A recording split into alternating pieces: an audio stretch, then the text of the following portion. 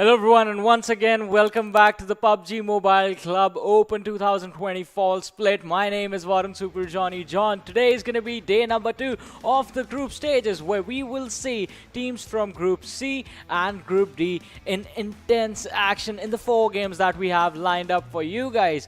And allow me to introduce my co-caster and my co-analyst as well. Ladies and gentlemen, put your hands together for Fixes. Thank you so much, Johnny, for that wonderful introduction. But today, finally, we're going to witness some new teams coming up from Group C and D. And TTP is definitely one squad. And even Salty Squad, if I last remember. So these two teams are going to face off against each other. And we have to see who is going to be on the top. Yeah, TTP and Salty Squad being two of the big names that we are going to be keeping an eye out for, along with the newer teams that are going to be stepping into these battlegrounds. Because these two names, I mean, we have seen them in action firsthand when they came in for the PMCO Fall Split. That was 2019 though, and since then, even in the early stages of this year when we were going our way through the Spring Split, these teams performed incredibly well. But that's what happened yesterday. We were expecting the big names to pop off. Instead, it was new teams and new players who stood up tall to take those chicken dinners for themselves. Today, it might be the same story, or the old guards can rise again.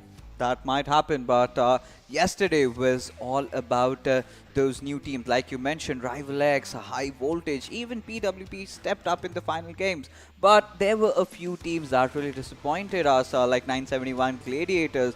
That was one team that we had a lot of expectations from, and they just managed to get that 1 kill point in 4 games. Yeah, that 1 kill point is going to affect them in a long time. But talking about the format right now, we are at the group stages where we have 32 teams. Moving forward from here is going to be the semi-finals, where the top 24 teams shall move ahead from here.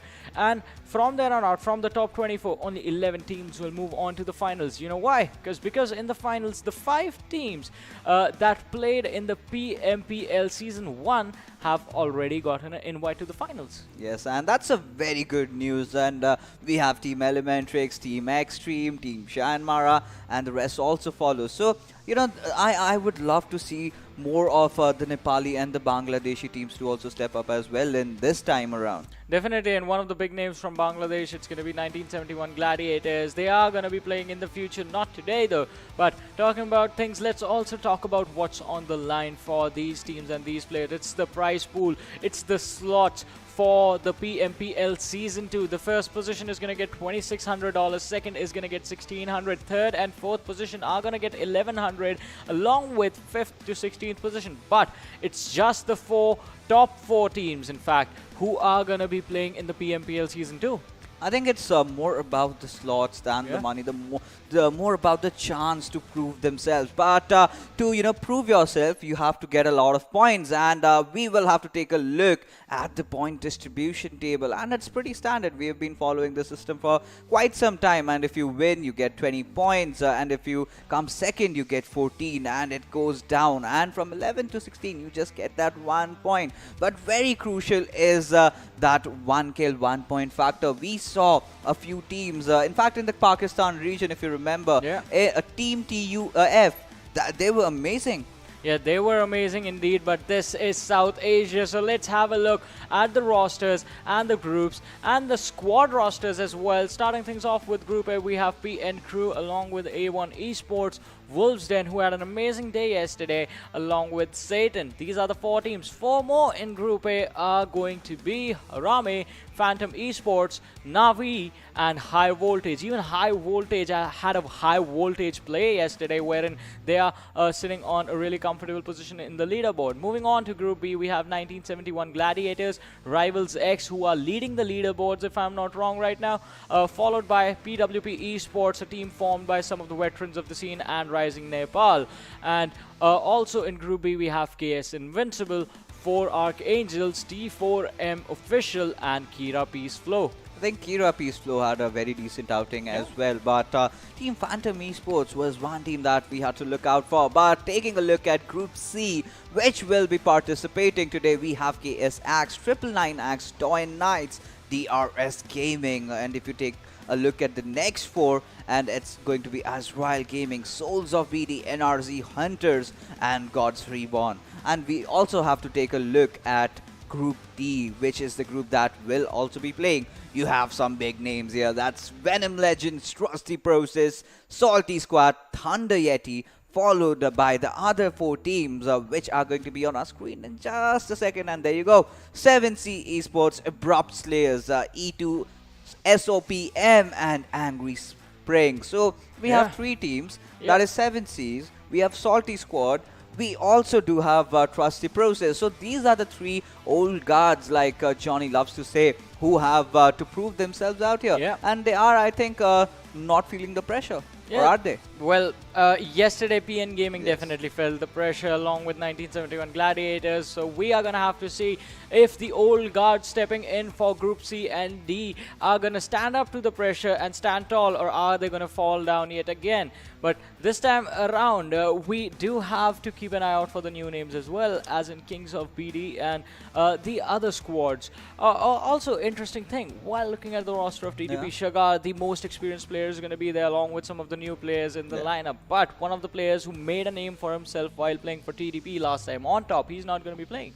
Yeah, that's a shocker, to be honest. But that's what PUBG Mobile is all about. The new talents coming up, and you know, a conglomeration of a good team, a good player with new players obviously helps them up, and you know, gives them a lot of advantage while they're in the game. Those experience does really count in such high stages. Yeah, and even last time, On Top and Shagar, they were really in sync playing for this team and had a good performance over there, and then went on to play with Elementrix in the PMPL, where they outshined themselves in a tremendous manner. But this time, it's a new season, it's new teams, it's new faces, and it is going to be new action. But it's going to be the new action on the same maps, which are going to be on our schedule, and it's going to be the same 4 games that we had yesterday. So for the group stages, the schedule remains the same every day, even though the teams that are playing is going to change. So today it's going to be Group C versus Group D.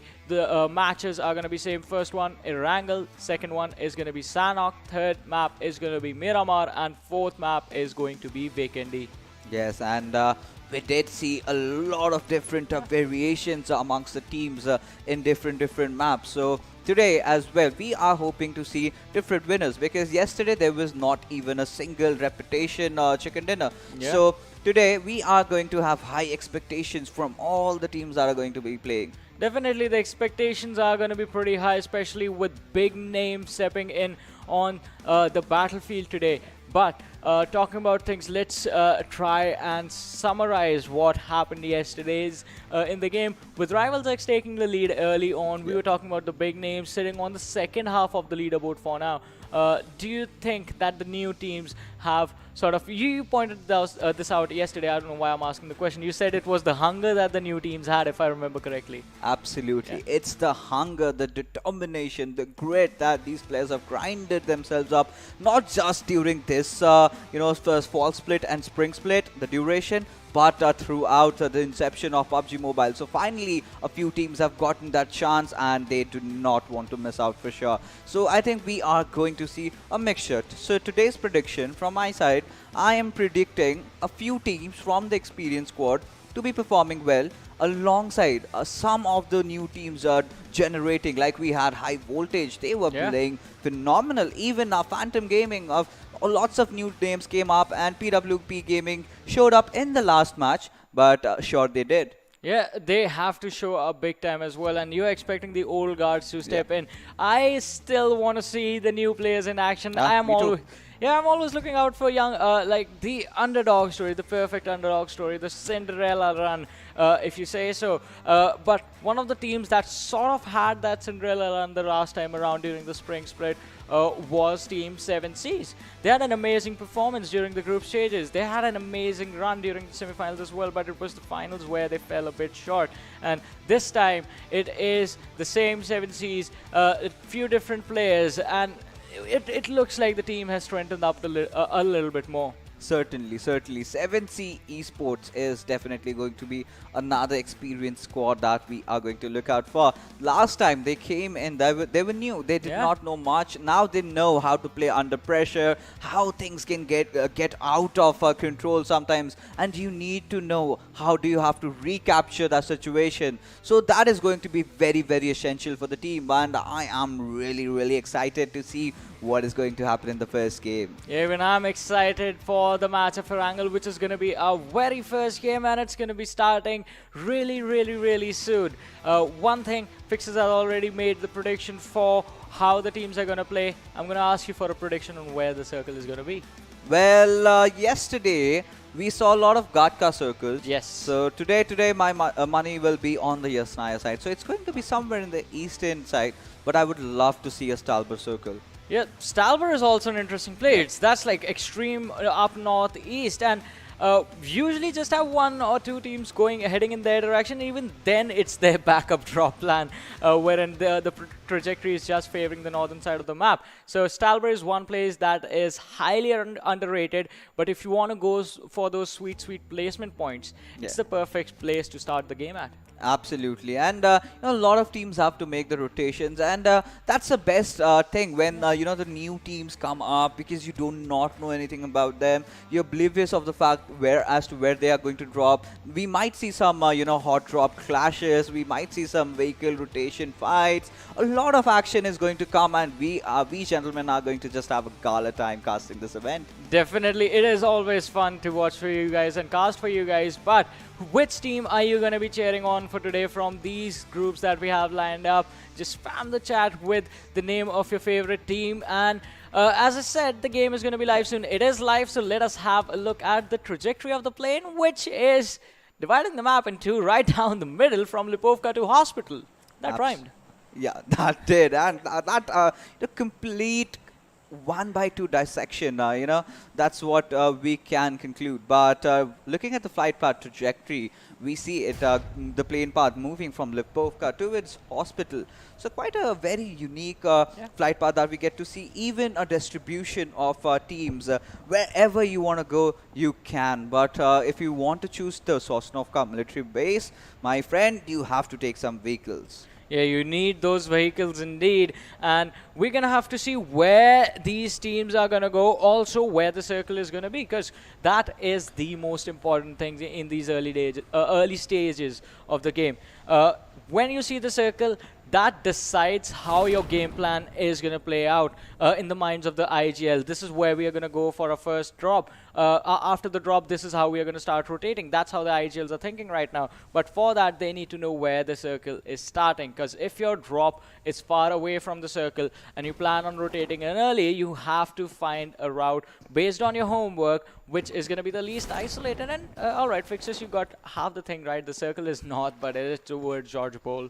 Well, I'm sad. I'm a sad soul. But in this particular circle, I would love the shift towards maybe Zarki, or towards the eastern side of Zarki, or maybe Johnny, what about Everest? How do you feel about Everest? I mean, I love Everest because the place gives you so much action. The information you can get from being on top of Everest, it is really, really crucial. But the reason I love it even more is you get to see some insane action on top of it. It's easy to get on top, but it's really hard to hold on to the mountain. Absolutely. You just stole my words, all right?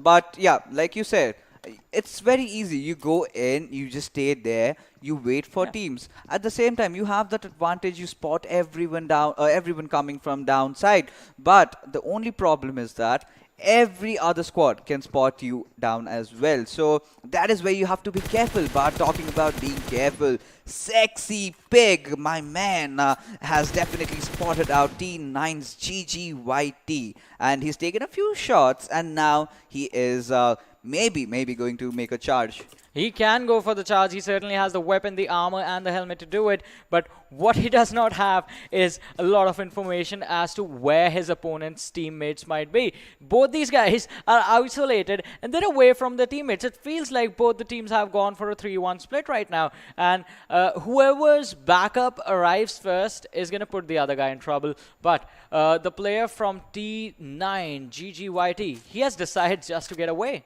Absolutely. 999X. This squad, I think certainly it's a new squad. We'll have to see how they're going to perform in this particular game, how they are going to respond to this threat coming in from DoyenKnight. So we've got an Axe, we've got a Knight. So, Johnny, I feel we are going to those ancient times where, Yeah. you know, we had gladiators, we had knights, we had axes, we had swords. So, I think that would be a good mode on PUBG Mobile. Imagine the medieval times, something like that. Would you play that? I mean, we did see a Spartan skin Yeah, yesterday. we did That see. was, that was, But that was imagine, awesome, yeah. imagine, instead of weapons, we have those, you know, players throwing off axes towards each other. That's a feature that's available on PUBG PC where Yeah. you can throw Throw the your yeah. So you know, that might be possible. I find the feature, I find that option really fun, but I'd rather stick to the guns. Okay, so he's the one who loves those medieval times, but he likes to stick to his bread and butter weapons to go in and shoot enemies down, or Yeah. you know, just say kill your opponent. So yeah, but coming back to the game, we have Team Thunder Yeti, Ruthless. They have dropped west inside of the Georgiopol city. Now they have kind of split up. That's a 3-1 split. They do have team number 12, which I believe is God's Reborn. So we might get to see some kind of an engagement amongst these two squads. Yeah, the engagement is definitely going to be there, and we're going to have to see how these guys plan to engage this. Because if you look at it, squad number 12, they are in a split, a 3-1 split. So is squad number 16. But the position that the players from the squad have taken gives them the advantage in the sense that the individual player from squad number 12 who has been left on the back lines, that is Entry, he is going to get sandwiched pretty soon.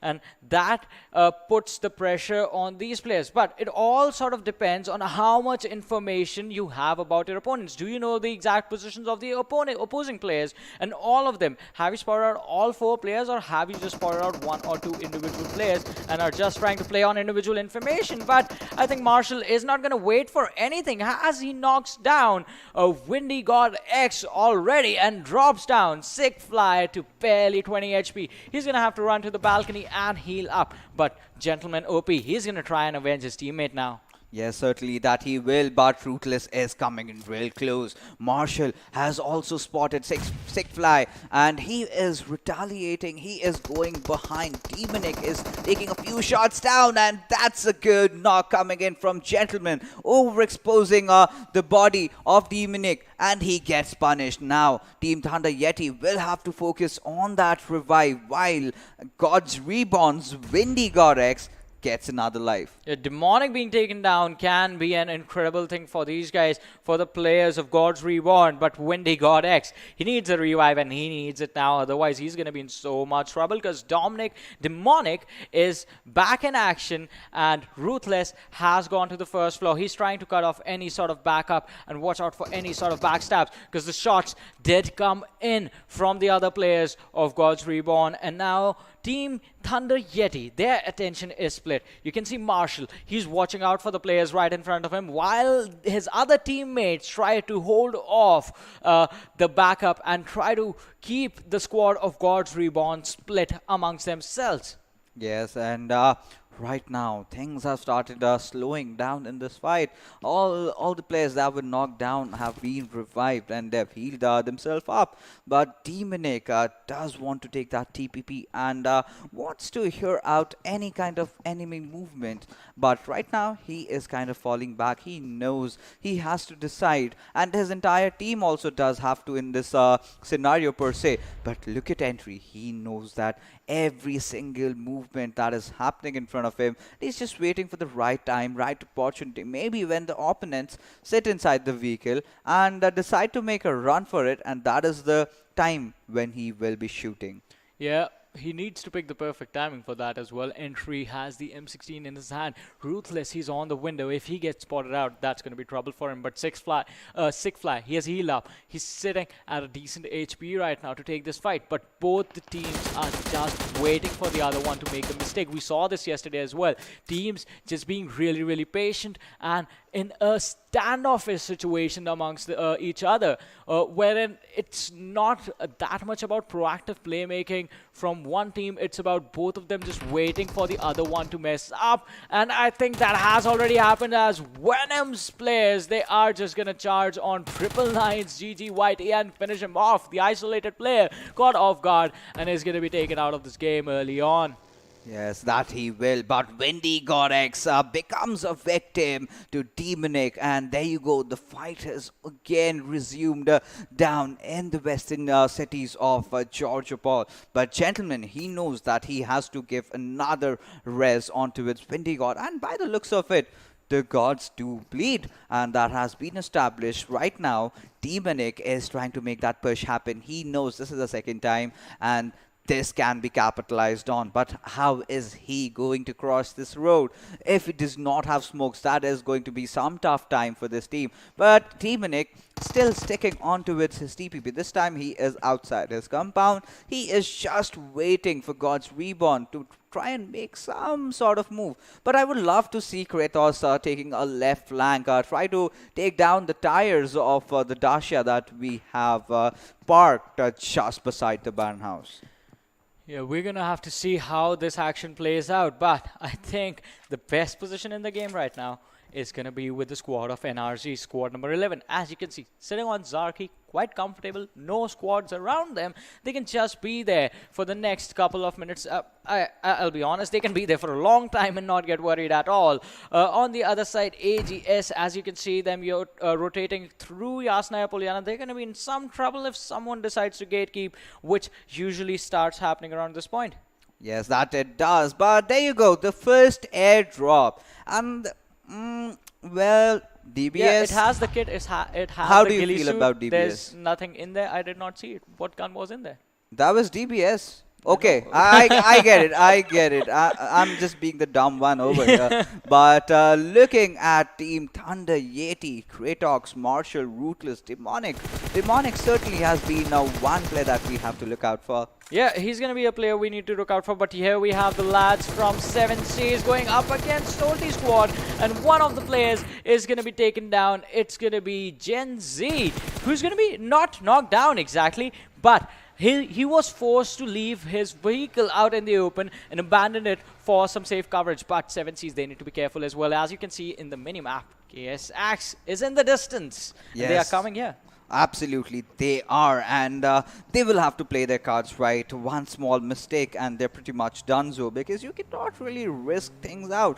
You cannot be in the open. That is what they have learned, and we know all these squads and realize the fact that you always need to have a cover when you're taking fights, not just in Erangel, but in other maps as well. But right now, the same fight, it's been going on since quite a long time. But we can see our Ruse taking down Shakar. That's a huge knock. But there you go. Marshall takes down Windy God X. And this is the third time that Windy God has bled. Yeah, this is the third time he has been taken down. He needs to figure out a way to get the opening on the other side and not just to keep his team in disadvantage. All right, you being a former player, you being from the competitive scene yourself, this is going to be my question to you.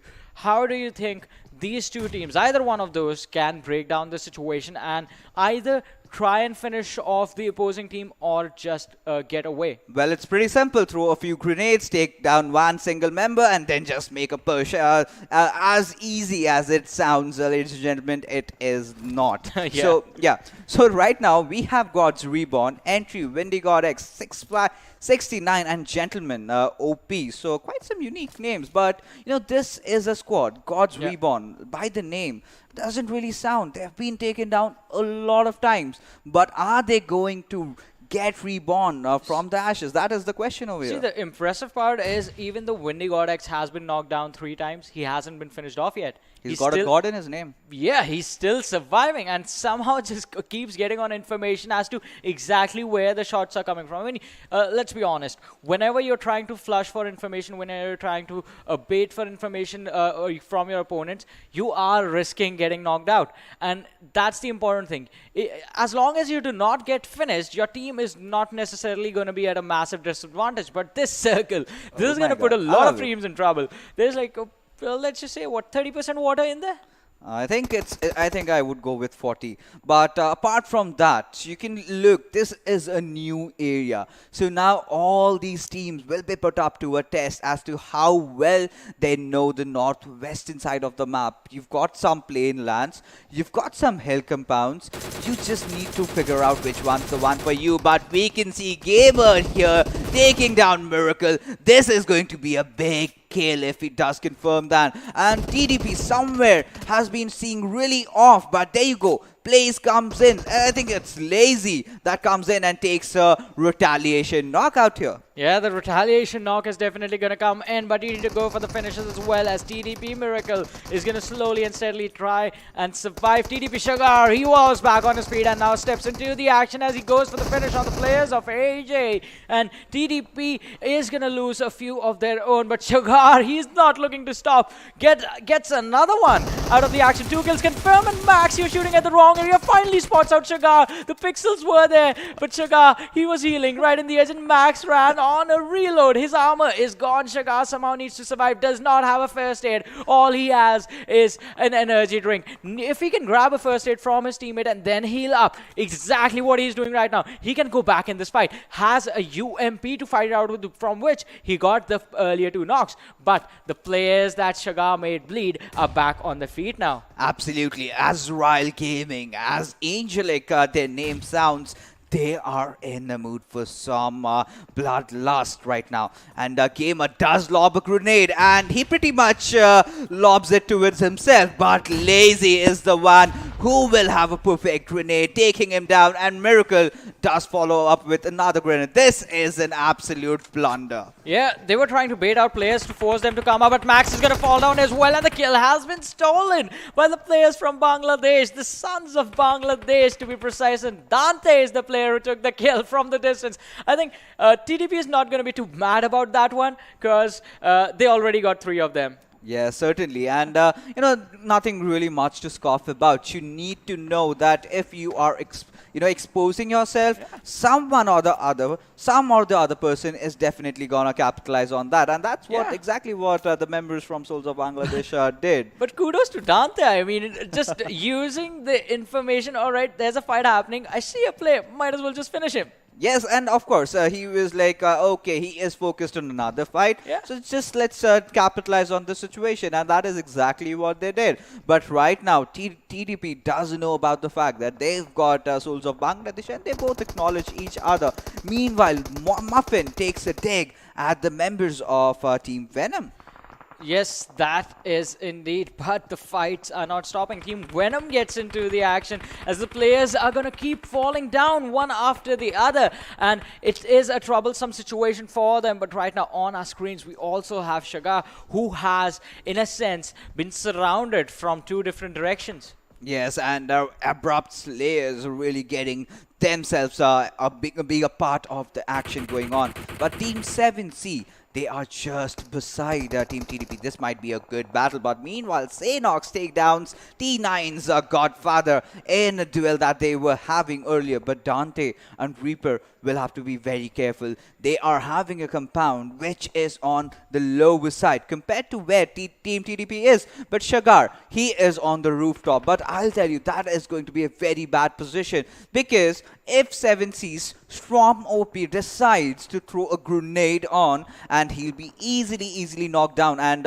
what just happened with AzraelGaming just earlier might be the same reason of demise for Team TDP. Yeah, they can suffer the same demise, but they need to be careful as well. On the other side, 999, they are in a tough situation. Salty Squad taking a fight as well as Sada, I think I read it correctly, has taken a knock for himself, and it is the player of T9. They have spotted them out in the open. Max was trying to run across the street, but now has been stopped dead in his track, and here comes one Rillen taking down the players of God's Reborn. I mean, see, I believe I've casted a lot of One Rillen games. He was a member of Team Elementrix, if I'm not wrong. And we see a lot of players of Team Elementrix perhaps, changing their squads and forming new rosters. So, that's a good thing and a bad thing as well. But there you go, Entry taking a knock onto its DoyenKnightSs disconnect. Entry also getting traded off, it's, I think, GR. And there you go. I guess that's one squad that's getting eliminated. Galaxy. I think this is God's Reborn. Yeah. Pardon my English. God's Reborn has been taken out, but KSX is on the verge of extinction as well. But now they need to do something to survive. Also, as we're talking about One Rillen, he did used to pay for Elementrix. That was the fall split 2019 once again. In the spring split this year, he was playing from a team in the wildcard region. So has the experience of being with different set of players. So the adaptability is definitely going to be there. And with experience, the play does get better. But how much better is it going to be? I guess only time will tell, as the North Georgia Pool City has been crowded with a lot of teams. I mean, look at the minimap. Looks like a rainbow. Yes, certainly it does. But you can see the cluster of teams that have been formed on the eastern side. Imagine the circle taking a transition towards the western side. And, well, my friend, the gods have heard it. The circle goes all the way down to the western side, and you can see a countless number of teams are going to make a move. Now you can see Team ASL is already on the prowl. They are going in for the safe position, but a lot of these teams, Team TDP, Team 7Cs, Team Soulz of Bangladesh, everyone has to move in, and we get to see a lot of fights happening. There you go, Hungry Box getting taken down by the members of Team Salty Squad, I believe. Yeah, but 7Cs, they are going to be in a tough situation as well. Looking at the minimap, the backs are exposed to squad number 16 and squad number 6. One team that is in a really good position right now, it's going to be the squad of NRZ, who all the way from Zarki have found a way to get into the circle quite early on. KSX is going to be in trouble as just one lad surviving is going to be taken down, and there goes the squad of KSX. Yes, KSX are really biting the dust down over here. But we can see members of Soulz of Bangladesh also being in trouble. But right now, T9 Shivu really using that rich for himself. TDP plays has spotted down players. And this is lazy, in fact. And that's quite confusing. TD, lazy. But whatever. Galzen taking down Fadu over there. Heaven White team from Team NRZ has also been taken down. A lot of squads are getting decimated as everyone has to get inside the circle, but this is going to be really, really gruesome for Team 7C. Actually trying to go in for a very ballsy play. There he steps away from his car, and my oh my, he survives. He survives, so does a teammate. 7C somehow managed to stay alive, but 999, they have blood in their eyes right now, and their targets are looking to be squad number 16 right in front of them. So far swimming in the water, Mad Max, he takes a dive himself. There you see, grenades going on. Everything is absolutely pandemonium over here. You can see nobody has yet taken those hill control right now. You can see Team 7C's Hungry Box has been knocked out, and he is crawling downside towards Reaper. But right now, TDP still have a compound for themselves, and T9's Mad Max has taken down Thunder Yeti's Demonic. But is he the one confirming the kill? I believe that's Team 7C who did the wonders. But Marshall, he has been spotted down as well. Mad Max opening his ADS, has barrel 4 times. TDP Z-Sense, look at them. Shagar getting 3 kills. I think TDP is on a roll. Yeah, he goes on domination right now, and it is an incredible performance coming in from the squad, but 7Cs as well, they are not looking to slow down even for a bit. 4 kills already confirmed, but the downside is that now only 3 players remain in in this game, and they have to pull an amazing performance because we talked about this yesterday as well. The first game is going to be really, really important to set up a momentum for yourself. But Angry Springs, we have Lake on our screens. Lake OP, another really, really experienced player coming in from the spring split. The nade he threw is going to get him some frags and is going to secure him some points for his teams as well. But now Soulz of BD, Soulz of Bangladesh, they are inside a hut, and so are the teams right in front of them. So the cover has been exchanged by both of them. 7Cs, they are playing the Ridge, but the nade from the squad number 19 is going to make sure that TDP is not going to be moving at all. And it was the squad ES2 OPM. And Touter did score 3 grenade knocks just right now. 1 grenade and 3 players. Boom. There you go. But there you go. And with that, Team E2S OPM have also been eliminated. A rather very sad outing for these lads because they were looking so promising. They've got a lot of kills, but well, next game might be just a charm. But Sexy Pig knocking down Ninja, and TDP also goes down as well, this time with just 4 kills. But we can see Shinul trying to make a push into the deep enemy territory, but you can see a lot of different squads. Legend is in no man's land. Mafia Ninja might just spot him down, but his teammate Nima has been taken down as well. Somehow he has to get there, but Legend, will he let that happen? Angry Springs get eliminated as well, but Team DoyenKnights, they are looking so promising. Have 4 of their players alive and have got 5 kills already. Yeah, a lot of points being confirmed for DoyenKnights. They need to go to the later stages. Thunder Yeti take an exit from this game down to the top 5 teams. 15 players, make that 14 as Sexy Pig is going to drop another one. I like this guy's name, and he is living up to it as well. These guys, DoyenKnights, they have a lot of kills confirmed already. To be precise, the exact number is 7. So in terms of points, they are doing pretty well. But you know who's doing even better? It is going to be Soulz of Bangladesh with 11. Yes, certainly they have 11 kills, but are just shy away from one player being dead from their team. And they have deployed smokes everywhere. But there you go, Nova X dropping a grenade onto its Mafia.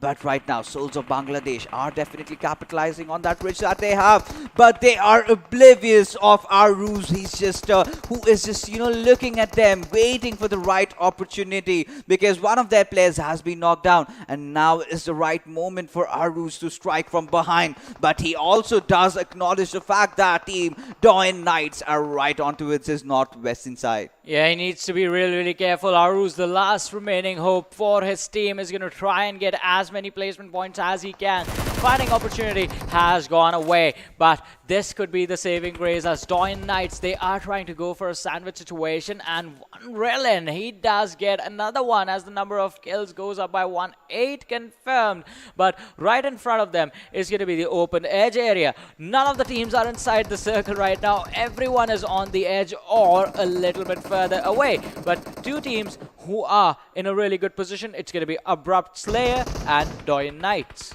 I believe DoyenKnights do have a good chance to get a chicken dinner. They've got the highest skills. They're looking so promising, but Sexy Pig taking down Aruz as well. With that, down goes 7C Esport, but a very good outing coming in from their side as well. But right now, we have Team DRSS Gaming's Mafia Ninja. We will have to see. He is the last surviving member of his squad, and he has sort of given away his position. I really do not understand the reason behind why would he take a shot, but there you go. DoyenKnights going against Soulz of Bangladesh. 2 players have already been knocked down. One Relin does not really care. He is looking somewhere else. He knows that his teammates have got his backs covered. But Dante, being the last member surviving, 11 kills for Soulz of Bangladesh. Are they gonna pull off a clutch? Is he going to do that? Dante did try to open up, but then instantly he realized he's just last member surviving. He has to prone down. He needs to get those position points coming in. He needs to at least reach the top 2. Yeah, he is in the top 3 already, but top 2 is going to be a big challenge as DoyenKnights, their players are being revived now back to a 4-man squad. Abrupt Slayer is the team with the next big man advantage right in front, and I think Dante is going to be finished off, and yes, disconnect just disconnects him from the server, and Soulz of Bangladesh take an exit, but Now, Abrupt Slayer taking advantage of the aggression coming in from DoyenKnightS. Drop down a few more. Once again, one player has been finished. 3 players survive, and it is a 3 versus 3 situation. Even Abrupt Knights, they lost one of their own. It's just the burnt up, the blown up UAS in front of them that's protecting them. But Sexy Pig with the flank can dish out a lot of damage, which he is actually doing quite perfectly. Just keeping the players cornered and allowing his teammates some space to breathe. Yes, certainly he will. But right now, Team DoyenKnightS have deployed smokes throughout the circle, as they also have to enter alongside Abrupt Slayers. And by the looks of it, if it goes to a heal battle, Abrupt Slayers are in a lot of trouble. I do not know how many heals do Team DoyenKnightS have, but right now, what I definitely know is that Sexy Pig is on a prowl. He does not want to stop. He has been spotted by Joker. Shots have been taken down already. Heaven really trying his best. Disconnect, trying to provide that cover fire from behind alongside one Drillin. Will DoyenKnightS get the chicken dinner, or will it be Abrupt Slayers? Yeah, that is going to be the question that's going to be answered in a few moments. As Abrupt Slayers, they have been cornered into a shack. And in just the final moments, we shall have the final circle as well, when these teams will be forced to fight it out. We have Abrupt Slayers charging in, but they are going to be taken down. Disconnect stepping in big time, gets the second one as well. Just a few more to go. And the DoyenKnightS, they will have this game in the bag for them. One Rillen, he's trying to look for the final finish. The final 2 players left standing. But Joker, he's not going to have it. Fighting around the airdrop. Disconnect is going for the trade. Joker is quite low, and he is going to be able to secure this one for this team, if I'm not wrong. The last fight being super chaotic.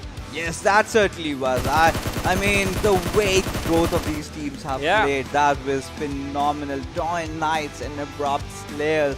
Oh my goodness, both of them had to get inside the circle. They had the smokes right. And my, oh my, what a game. Yeah, what an amazing game. But let's not forget the player from E2S OPM daughter, the nade. It was incredible. Just shutting down the players of TDP, who before that were on a really good roll. Absolutely, that they were on. And the best part I loved about this game was the unique circle that we got to witness. You do not see that circle happening often, and that was a true test for all these teams, that you need to know your map really well. It has been a long time since I've seen a circle in the North Georgia Pool City, to be honest. Long time. Me too. Yeah. So it was fun, because then the level of aggression sort of builds up in the game, as we saw the early stages being quite slow paced. But in the later stages, once the teams have made their way to the city area, you don't really have much options. You will have to fight it out. But talking about fights, let's have a look at the MVP, the person who got the most kills, dished out the most damage in this game, and it is going to be Disconnect from DoyenKnightS. 6 kills, 694 damage, 26 minutes 15 seconds survival time, and distance covered is 6.88 kilometers. I mean, the way this player played, he was disconnecting everybody from the lobby that he saw. Most of the kills came during the last phase of the match, and we have to give him some kudos out there. And he really put his heart in. One Drillin was also really good from his squad, providing that a very essential cover fire. So DoyenKnightS really having a first good game, and I think One Drillin must be a happy man right now. I mean, they have to be happy indeed, because they got a lot of kills for themselves and did have a good standing, a good outing in this game. For now, the leaderboard is not going to change that much, but the match standings shall change. All things as the teams start to stack up points, one map after the other. We'll have to see, is any team going to be able to contest the sort of performance we saw from Rival X, because they were really consistent and have already accumulated a lot of points. Yes, that is definitely certain for sure. The Team Phantom Esports, Rival X, even High Voltage, these are the 3 teams that I remember were playing phenomenally well. And as the game commences, as the rest of the games do happen, we will have to see which team is either going to tussle them over, or will the teams will be in the mid segment. So that is going to be really crucial. But right now we will have to take a look at the top 5 players. Yeah, top 5 players as well, because even they did a lot of work for their teams, getting those crucial kill points. So it is going to be Hydra from Soulz of BD with 4 kills coming in, joined by Dante from his own teammate, and then we have Abrupt Slayer's Joker, along with Sexy Pig from DoyenKnightSs. I really wanted Sexy Pig to get the MVP. That's a nice name. I mean, that's a nice name. That's a fun name. That's a very nice name. Yeah. And the best part is, I have seen this guy taking knocks and kills from the start. Yeah. And well, you know, we have had a new MVP formula where your survival and your damage gets more priority. So that is the reason why Disconnect got the MVP in this particular match. But Sexy Pig also had a very good outing. And in fact, every single member of DoyenKnightSs played really well. Yeah, they had an incredible performance. I mean, by the time we saw them being taken out of the game, they had 13 kills already, which is an incredible number. And that is even better when it's your very first game of the day, on your very first day of playing. That sets up the momentum for the rest of the group stage. Talking about momentum in the standings, let's have a look at the standings for this game and see how many points did they actually get. Abrupt Slayer getting the chicken dinner with 8 kills, 28. But look at this, DoyenKnightSs right behind them with 13 kills to their name, 27 points. Soulz of BD also having an amazing, mind-blowing performance, in fact. 21 points for them. Angry Springs coming in on the 4th with 11, and the points are going to be tied up with 7G Esports 11. 7G Esports, the way they survive Aruz, I still remember it's really hard to kill the lad when he's the last surviving for his team. Following them is going to be E2SOPM with 10 points. They also made a lot of chaos for the other teams. It's just the placement points that are lacking a bit. As far as the kills go, I would say 7 is a good number to be at. Yes, certainly 7 is a good number, but TDP, the way they was playing initially, they could not really enter inside the circle. But taking a look at the bottom half of the table, you can see AzraelGaming, God's REBORN, Salty Squad, that's a big name, who is right now struggling in the bottom of the table.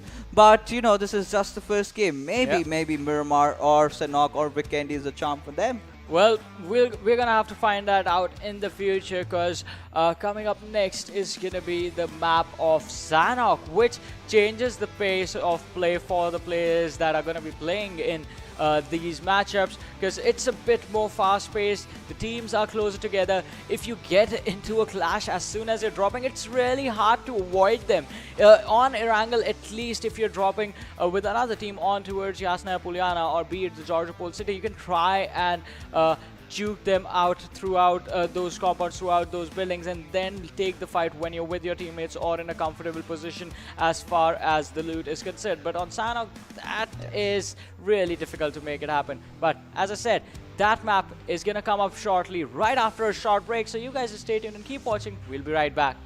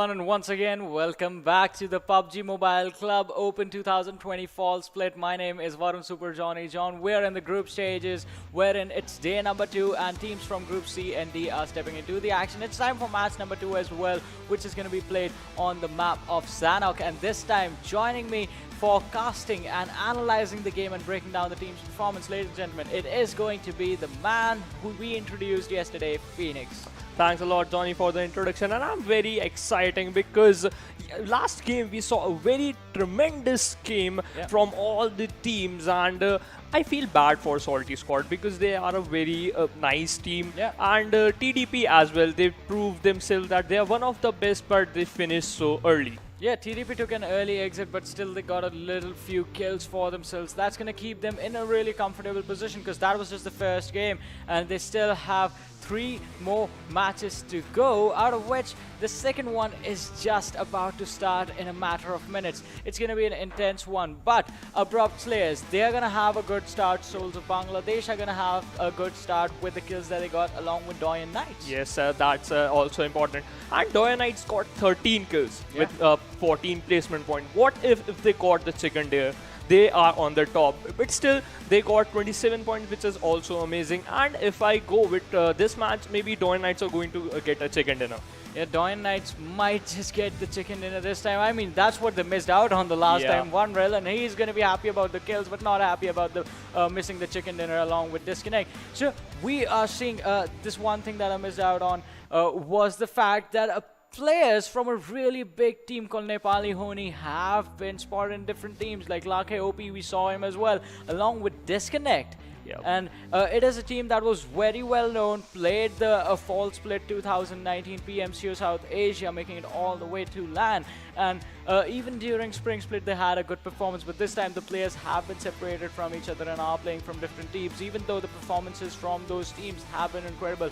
How far can they go? All those little mistakes that were made in the last game, can you fix them now and move forward in the standings? Because these teams aren't just battling amongst themselves, they're battling the teams from Group A and B as well, who played yesterday. Yes, that's true. And Sanhok, if you talk about the map Sanhok, we saw a very fast game, and if you don't respect the circle, the blue zone is not going to respect you because the damage is going to get high after every circle.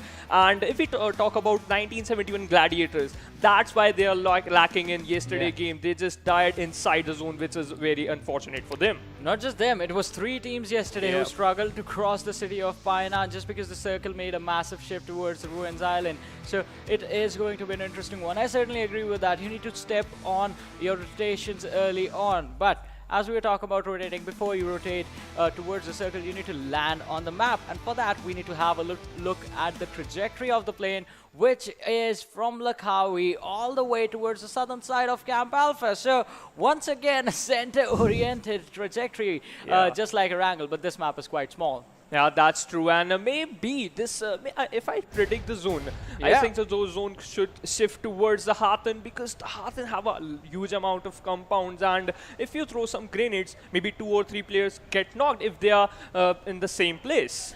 Yeah, it is going to be, that's an interesting prediction, but Hathan, if the zone goes there, I think I'm going to be the happiest one. I love myself some water circles. I mean, it forces the teams to fight it out. It forces the team to go towards the edge and just be as aggressive as they can. But so far, I think the most interesting thing that I can see on the map is the fact that TDP have gone for a 3-1 split, wherein 2 players are heading towards Hathan, already the drop location being clashing. And Sugar, he has taken a totally different drop from his team. This can put the squad in trouble, but will he survive or will he just get finished on early? That's going to be a big question for now. Early aggression coming in. Squad number 8 versus squad number 16. That is Thunder Yetis facing off against RSGaming. Yeah, that's true. But if we talk about Team 8, they have a backup. There are 2 players, and team number 16, they have only single player. If team number 8 charge in towards the player Demonic, he is going to be in a big trouble because manpower and Sanhok manpower is one of the important thing. And yes, he just got knocked out, and Mafia just got knocked out him, which is very amazing. Let's see, can they get this kill or not? Yeah, that is going to be a big question. They have knocked down Demonic. It's going to be an easy finish, an easy early kill. Mafia Ninja tries to go for this one. but the pressure is coming in from Marshall. He has come to save his teammate. He can dish out some damage, but he needs to be careful as well. He has the AK in his hand. Mafia Ninja gets the finish on the player from Thunder Yeti, and now Marshall, he has given away his position. Ninja, you can see from RisingNepal, he was split up from his team, and he has the potential to cause an upset for Thunder Yeti just by creating a backstab. Yeah, that's also can be possible. But if we talk about maybe he's just giving information to the team that there are the 3 players inside only a single compound and 1 player is outside. He is the one of the most important role playing here, because maybe if they throw a nade and call his teammates that rush towards him, maybe team number 16 going to get an early exit. Yeah, that early exit is going to be pretty upsetting for the team. Thunder Yetis, they still have 3 people remaining. Ninja, look at him. He's just hiding in the brushes, the foliage of the map. And that is one thing that Sanhok is quite notorious for, the snakes on the map. Yep. That's an actual strategy on the game. All right, Ninja gets up, tries to go for the shots with his M16 and gets Marshall down. And that is going to put Thunder Yetis in a lot worse situation than before. Ruthless did try to dish out some damage, but now Nima, he is switching on the UMP, and I'm sorry for pronouncing his name as Ninja. It is Nima, and if my guess is correct, there used to be a Nima in Salty Squad as well. Yeah, that's true, and they are charging towards the team number 16. They are going to be in big trouble, and Kratix just got knocked out. Kratix, sorry, and Ruthless also got knocked. Ninja, they the team number 18. They just lost a player, and let's talk about the team number 16. Only 1 single player is surviving. He's fighting for his team. Can he make through it? Yeah, that is going to be a question. Ruthless steps out in the open. He's going to be taken down by AJ, who barely manages to survive with 1 HP on him. Still, it's going to be the early exit for Thunder Yetis as RisingNepal. They get an easy squad by 4 kills confirmed for this entire team, just taking advantage of the fact that the other team did not pay respect to their firepower. And AJ and Nima, they're going to just have to heal up as fast as they can because their teammate is coming to pick them up soon. Yeah, that's true, and DR is also lost their 1 player, but it doesn't matter because they have 4 kills, and kill points are also very important, and they just got a vehicle. Maybe Glazen is going to loot here and get some utilities for the team, because they are now quite safe because they got 4 points. If they got a higher placement point, this is going to be one of the best match for them. Yeah, it is going to be one of the best matches for them, but still, we're going to have to see and move on to the later stages of the game. But for now, this team has had an amazing start. They are heading close to Painan, where the team of KSX is already waiting in that city, and the circle this time is centered around Painan as well, just like yesterday. The later stages, the mid-game stages, is where most of the action is going to lie in this one. That's what happens when most of the land is already accumulated in the circle. So far, the teams are just going to be focused on getting the loot, getting the healing utility, getting the throwable utility, and Soulz of Bangladesh, I'm sorry, they have already started their action once again by dropping down the players of 999. Yeah, that's true, and here we go with the first airdrop, which I have AWM with level 3 kit. It is going to be one of the lethal gun here, because 1 shot can break a level 3 helmet and level 3 vest. And if we talk about maybe Team 9 is going to pick up the AWM, and if they have the AWM, then you can knock 1 player easily and push towards the team, and that team is going to be in a big trouble. Yeah, that team is definitely going to be in trouble, but Meraz, he needs to be really careful. He's the one who's trying to play on the edge of the city for his team, just trying to see if he can spot out any opponents coming in their direction. Let's talk about how the teams are rotating in this game right now. Looking at the minimap, you can see most of the teams have gone for the early rotations. The big places, the high priority locations have been left abandoned. Paradise Resort, teams have abandoned it already. Boot Camp has been left empty. It's just the city of Painan that's in the center of the circle where most of the action is taking place, and it looks like KSX, they have already started fighting their way against the team of DoyenKnightSs, and an interesting one, as one of the players has been dropped really low by Sanhok. Yeah, that's true. Maybe DoyenKnightSs just take a fallback from here because they need some more points because they already got second position in the previous match. And if we talk about T9 Mad Max, he also spotted the team number 10. He just wants some knocks so that his team going to be pushed towards them. And team number 10, Soulz of Bangladesh, they already got one kill maybe. And okay, Dante's just got knocked out. His team is going to revive him because manpower here is most important. But Max is just having the scope open. He's just spotted one more player and Bhavin also got knocked out. Two players are down off from Soulz of Bangladesh. Yeah, just shooting him out of the air like a bird. Mad Max is on a roll right now. Dante and his teammate Hassan, they have been cornered. The third player, Hydra, goes for the save and he makes it to the rock. Mad Max is not going to be able to connect those shots.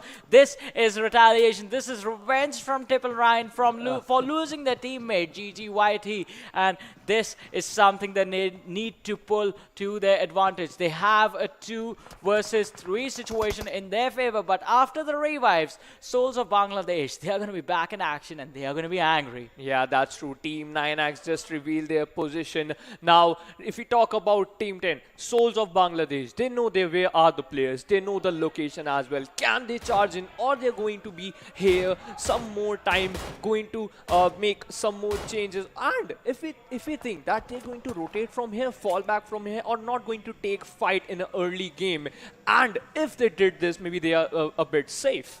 Yeah, they can be a bit safe as long as they hold these compounds. They need to hold on to the position and try and survive. But if they try and move out, they are going to get punished really, really hard in this one. On the other side, a lot of teams other than these guys are going to start to close on the city of Painan. T9 and Soulz of Bangladesh, they are still quite far away, along with another team that is God's Reborn, right close to them. Yeah, that's true. And if we talk about, there's no team inside the boot camp, and if the zone shift towards the northern side, most of the team have to rotate, and if the zone became in the boot camp, then this is going to be big trouble. And if we talk about team number 5, they are also want to spot some DoyenKnights players. Maybe he just got hit, and he also knocked one player in the early game, but let's see what is going to happen. Andy RS Glazen just staying in the Painan. They also got 4 kills, but 3 men down. But it doesn't matter sometimes, because if you have a high amount of kills and if you got placement points, this is going to be beneficial for you. And if we talk about our airdrop too, here comes the Groza, the beast, with a high amount of damage and level 3 kit. Yeah, the Untamed Beast. Along with that, the Tax Talker as well. So if you have an M4 or an assault rifle, you can use that to your advantage. All right, let's talk about this. Painan, it's definitely going to turn into a death valley if the circle keeps on moving there. I mean, teams have already taken positions around the city, and in the city, KS Axe is ruling right now. But DoyenKnightSs, they were on the edge. They got punished. They got pushed back out of the general vicinity of Painan on towards the mountain, towards the southwestern side. But that location is not going to be safe for long, as the teams are closing in from the north and the south as well. Yeah, that's true. And Soulz of Bangladesh and God's Reborn have to move inside the zone ASAP because they are out of the zone. And let's see, can they make it? Because Team 6, the team 999X are just a little bit close to the zone. Maybe they can maybe charge towards them and got some kills and got some free kills as well. And Painan is one of the best plays because it is the middle in the circle. And if there were some teams, they are in a high advantage, and there is a team as well, KSX, they are holding Painan, and they got an upper hand if we compare to other teams. Yeah, but for the viewers joining us right now, this is PMCO 2020 Fall Split.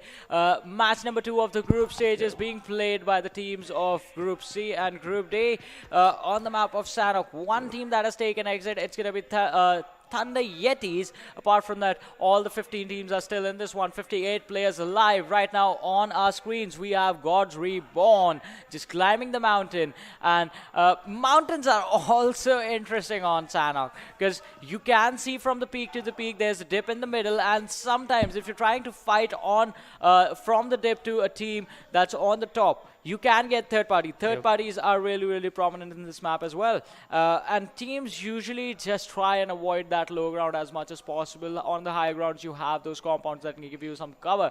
But for now, still a really, really slow Sanhok. Yeah, that's true. And Cord's REBORN just moving inside the zone, scouting that if they found a team, they just have to move inside the zone. Maybe they can take a fight, and maybe they can keep the zone as well, because there are some teams which are out of the zone, which is Soulz of Bangladesh. They also have to move inside the zone, and as well as Abrupt Slayers. The chicken dinner, they got the chicken dinner in the previous match. Can they get the chicken dinner in this match as well? Let's see what is going to happen. And entry, the player of team number 12, they are moving inside the zone, and T9 Mr. Jerry, he's have a nice name.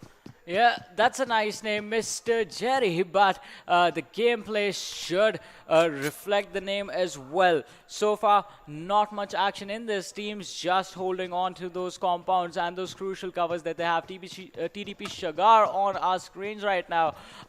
Just trying to find and see if we can get some upgrades, or if we can find some more healing utility just right now with one first aid on himself. Yeah, that's true. And if we talk about Trust the Process and Venom, both teams are very close to each other. And if I go with Trust the Process, if the white team Venom, maybe they are just showcasing that yes, they played, they have the opportunity, and they have the they have the gunpowder as well, and they want to prove as well with Venom. Venom have a high ground. They have a little bit of advantage. They can spot players easily. Yeah, they can spot the players easily, but it is a debate as long as time itself. Will you take a high ground without any cover, or a low ground with a lot of cover? Yeah. And that's the trade-off that you are always going to have to make. Like we saw from Team Venom and from TDP. TDP on the low ground with the huts surrounding them, and they have taken cover in those huts. On the other side, Venom, they are just forced to stay on the high ground, wait for information by proning down on the ground. Yeah, that's true. And we are just 14 minutes of the game, and only 15 teams are left and 58 players alive. We just lost only one team, and the zone just shifted a little bit towards boot camp. Can this be a lethal for the teams who are outside the zone, which is team number 9, 11, 17, 20, and 18 and 10 as well? Yeah, northern part shift. That is going to cause a lot of trouble for a lot of teams, in fact. Especially the teams who are going to have to move out of Pioneer later on in the game. Not yet, but squad number 19, I think they are going to be in a really good position. Squad of E2SOPM.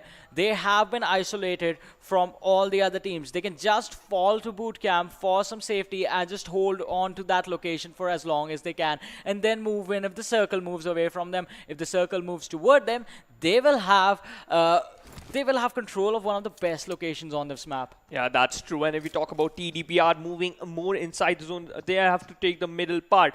But maybe they have to take a fight with team number 8 as well. Venom just spotted a player and knocked out as well between the fights, but they just give a revive and moving forward. And DRS Gaming, they are just waiting for the teams. And team number 5, KS Axe, they don't have to move anywhere till they are inside the zone. And ASL Nova X taking shots from the bridge. Can he knock some players of Soulz of Bangladesh? And if they knock, they have a card, they can push them and maybe force them to do some mistake. And this game is going to be towards team number 18.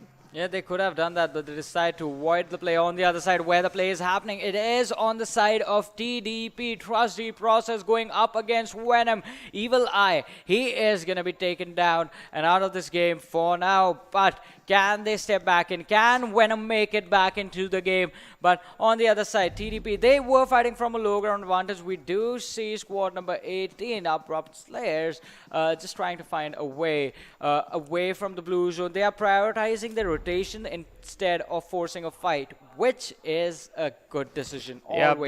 Always the final circle over kill points. Yeah, also because they have to move inside the zone. But the interesting part is they have a 2+2 split. Can this going to be in there? And if we talk about 7C's player got knocked out by team numbers in Soulz of Bangladesh, showing domination, and one more player got knocked out of 7C's. Only Hungry Box is the last man surviving for the team. Can he make through the team? Maybe he can good. Okay, it's Soulz of Bangladesh just finishing the knockouts and getting some kills as well. Only single players is surviving for the team 7Cs, and Dante, maybe he know the location. He's trying to just pin a nade out. Maybe he can spot some players, and 7Cs got an early exit. He throws a nade.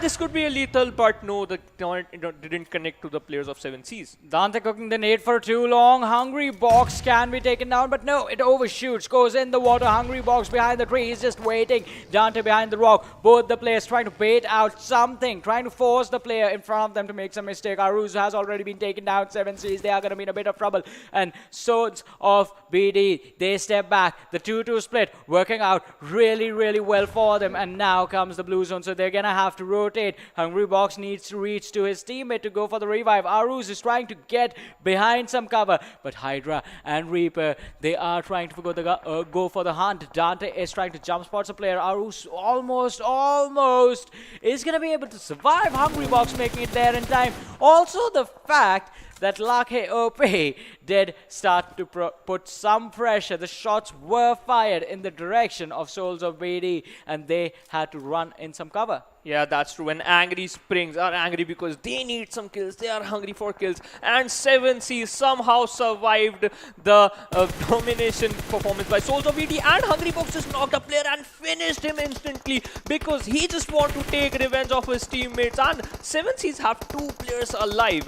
And they did a very nice job. They just knocked a player and killed as well. And Hassan is inside the wall of smoke. He's just taken Bucky and maybe trying to move in, but a lethal damage of a bomb. Can he survive? He's just moving out of the smoke grenade because yes, he just want to move inside the zone and take a cover, but he's just surviving on 1 HP and he just got knocked out by AGS. Yeah, AGS Gole, and he's a teammate, a former teammate of Nepali Honi from with Lakhe OP, and seems to be right now playing with his lads. Hungry Box is going to take the kill of Reaper. Just the kill being taken away is going to allow the team of 7Cs to have a few extra points for themselves, but this is complete and utter chaos as another lad is going to fall down. Hungry Box and Aruz trying to survive for their team, the last 2 remaining players for 7Cs, and all they have to do is climb uphill.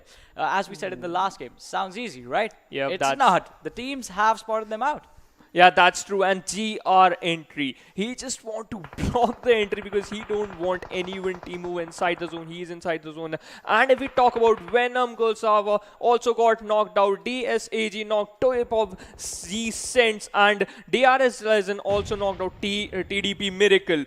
TDP is in a difficult position from here if we look at the kill feed.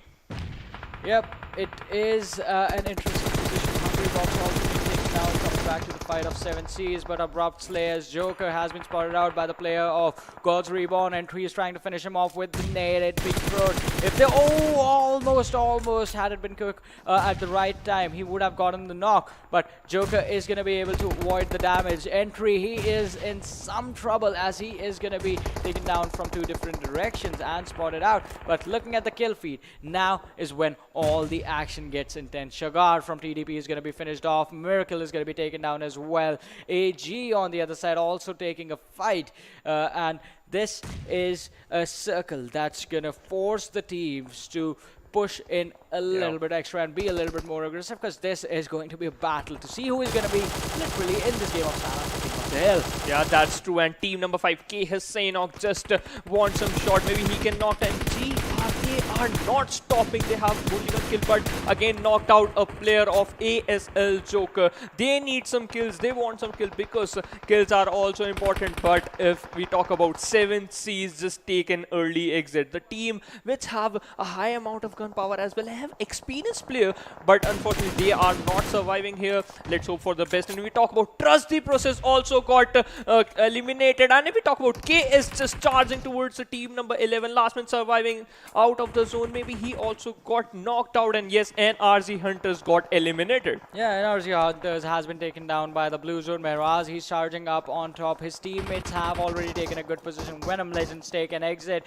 as Gods Reborn also try and step up the action from their side a little bit. KS Axe also coming into this fight against the players of AGS, dropping down Muffin out of this game. Yeah, that's true. And if we talk about KS is very close to the player of Gods Reborn. And if we talk about team number 8 is also close. There is a cluster of team. Can JRS Slickfly spot a player of KS? And he spotted, but unfortunately he also got knocked out. There's a cluster of this demolition gameplay we can saw. JR Windy Cortex, not a player of team number 20. He spotted another player. Can he kill? Okay, he just eliminated another team. They are playing very nicely, and maybe he's just going to revive his player because manpower is very useful for them.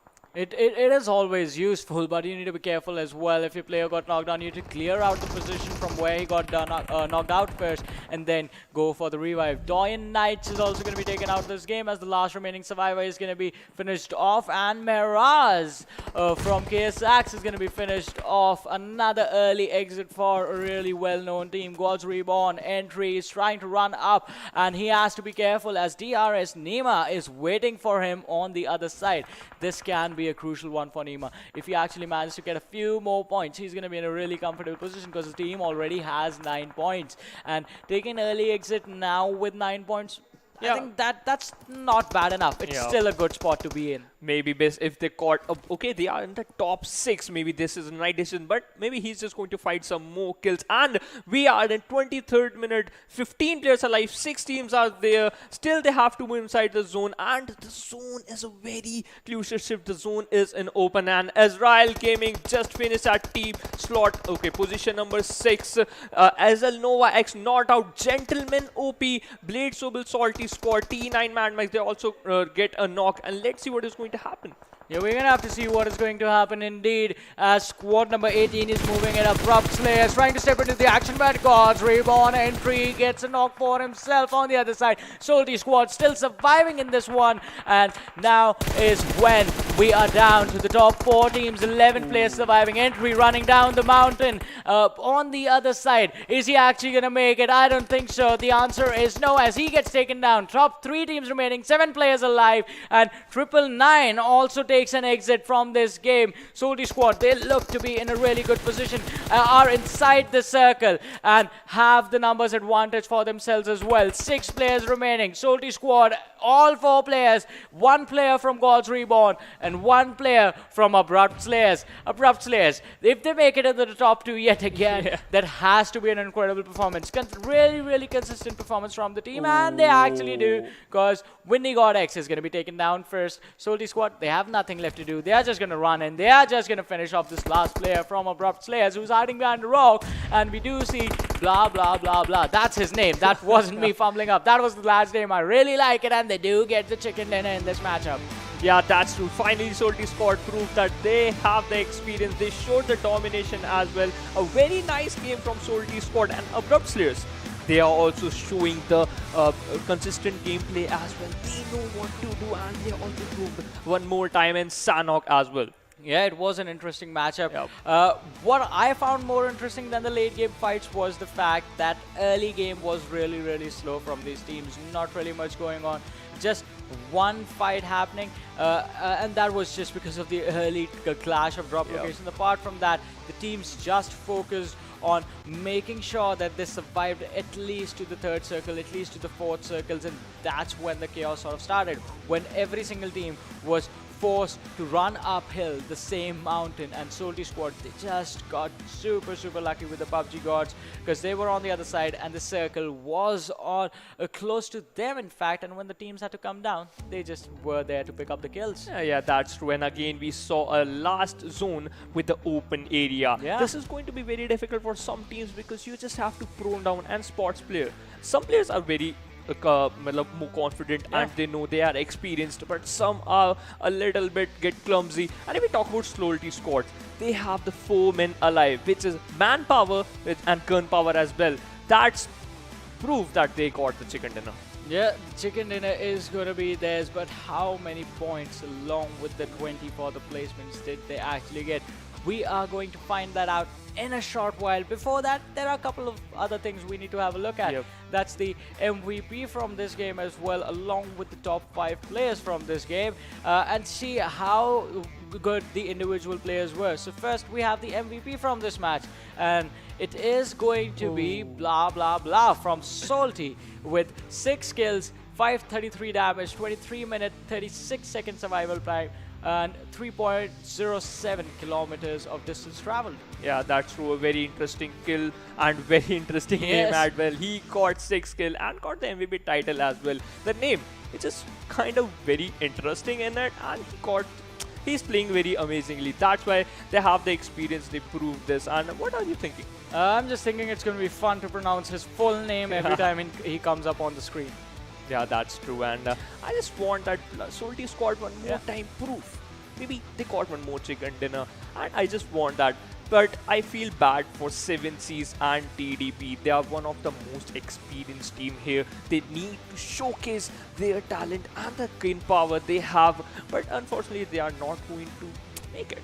Well, 7Cs, I think this just balances things out for them, because the last game they did have a good standing, but this one they took an early exit.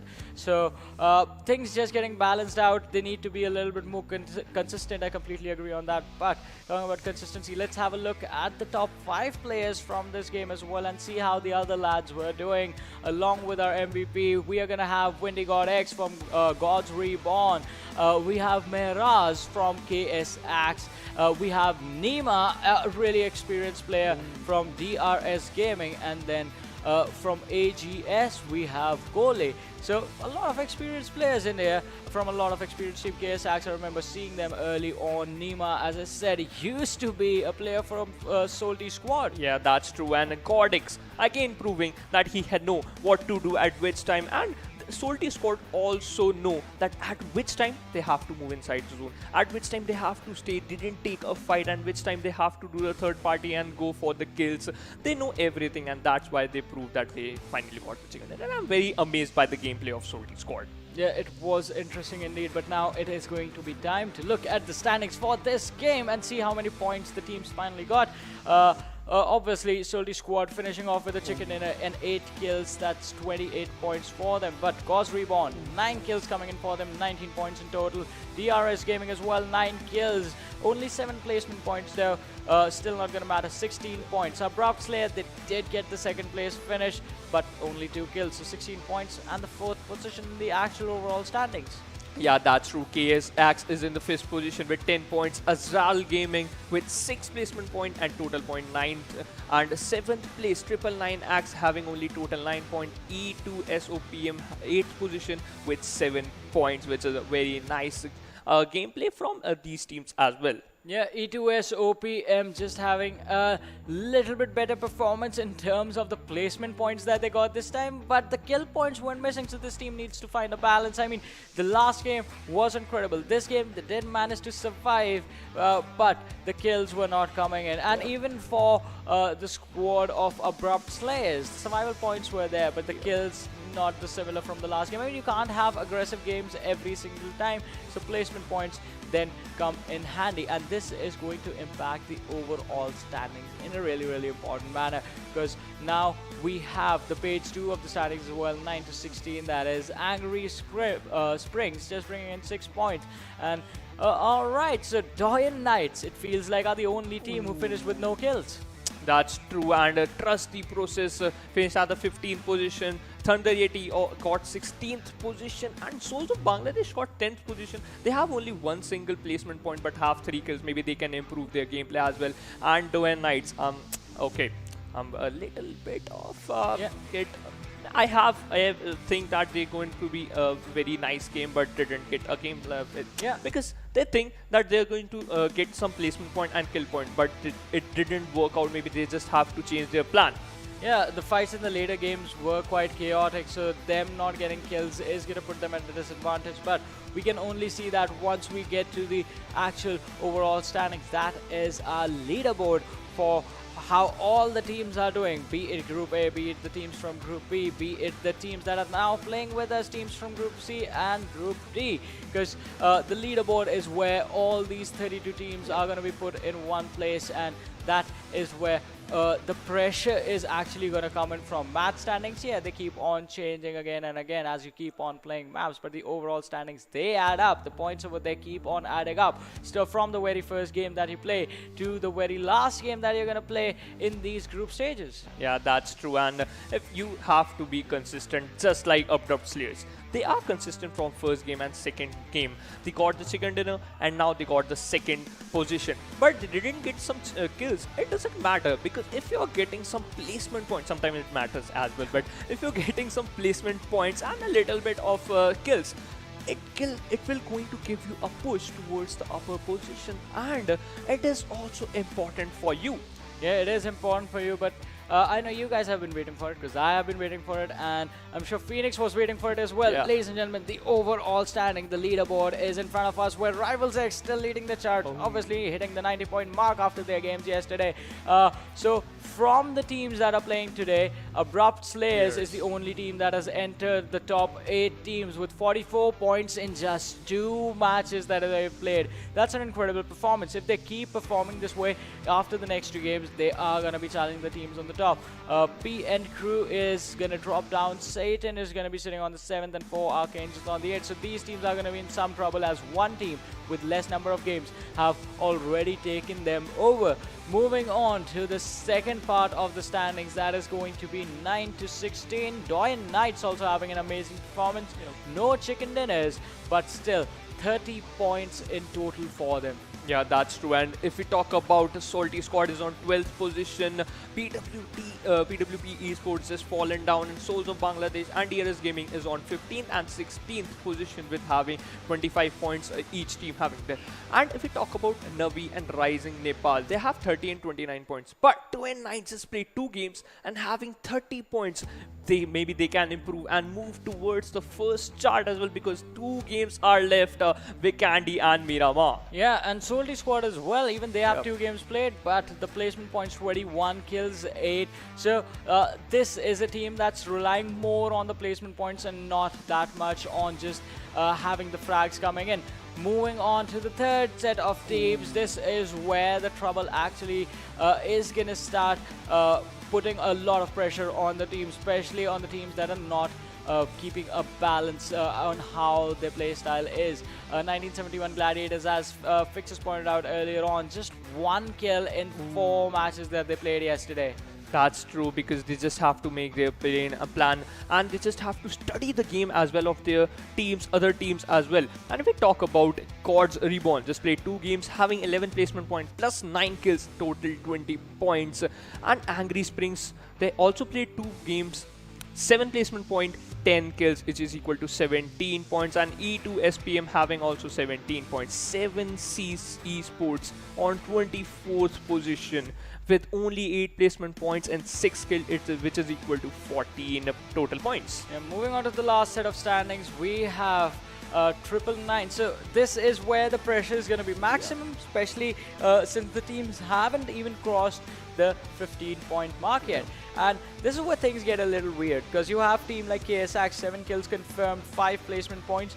It shows that they can sort of bring in the aggression if they figure out a really good position for themselves in game. Some big names along with KSX are going to be Trusty Process, NRZ, and AzraelGaming in here. And these teams are going to have to step up their performance in the next 2 games that are going to be played on the map of Miramar and Vikendi that are going to be coming up next. But all that is going to happen after a really short break. So you guys stay tuned and keep watching. We'll be right back.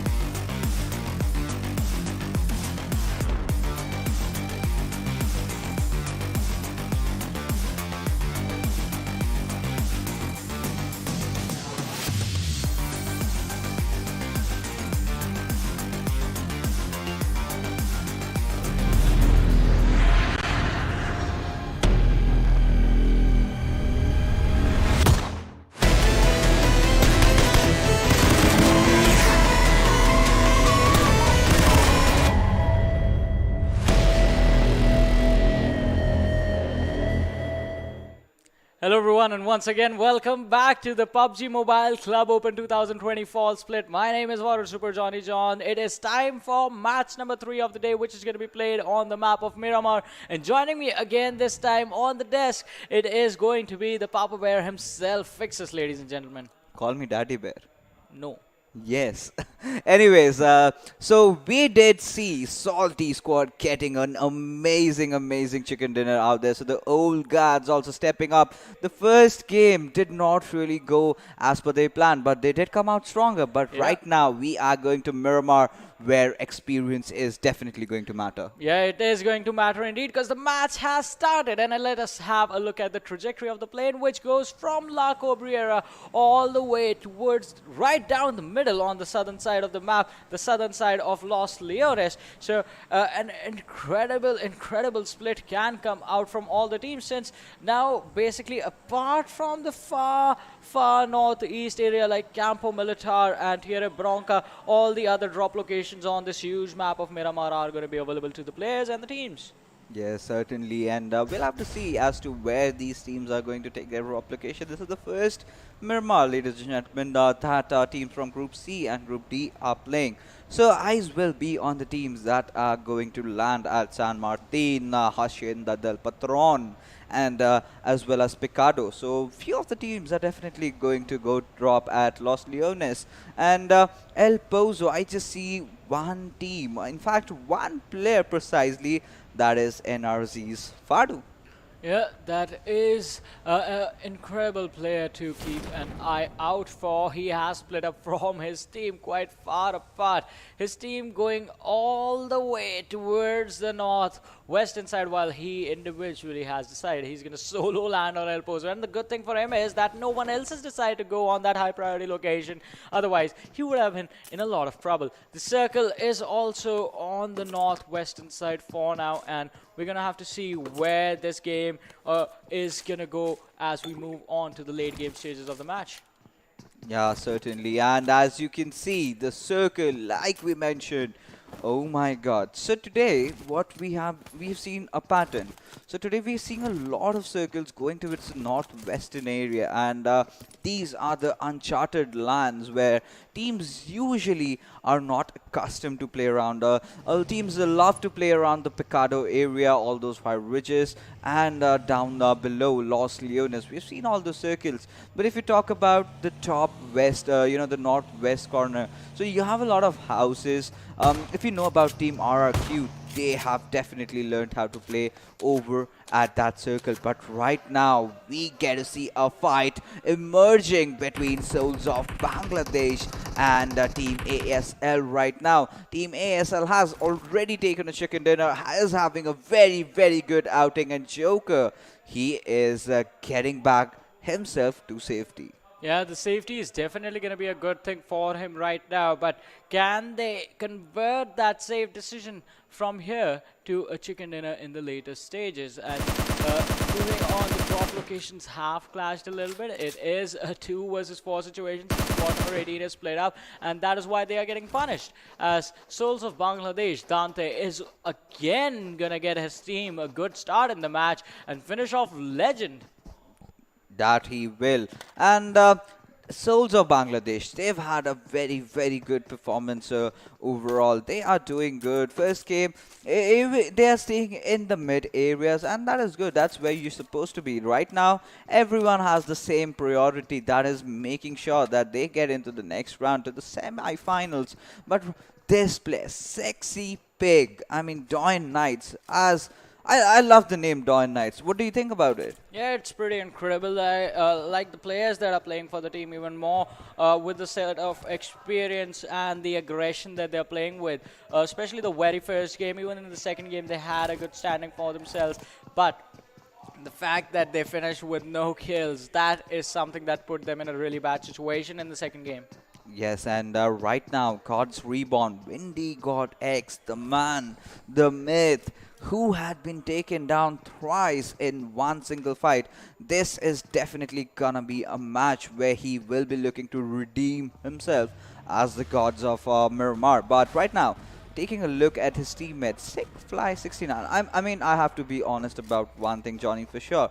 That the Nepali and the Bangladeshi teams, for sure, are creative with their names. Yeah, they are pretty creative with the names, but it is about time that the teams also start living up to the names as well, especially the big ones that we did see in the leaderboard that are not really performing to the standard, because these are the same teams that earlier on, back in the spring split days, used to destroy teams and were feared. But this time, the picture looks completely different. It's the young blood, it's the young players that are standing tall and are being the aggressive one, are the ones getting most of the kills in the matches. But this team is also going to try and make a comeback. TDP, trust the process. You got to do that. You got to trust the process. Certainly, they have to. And they've had a rather, a mediocre outing.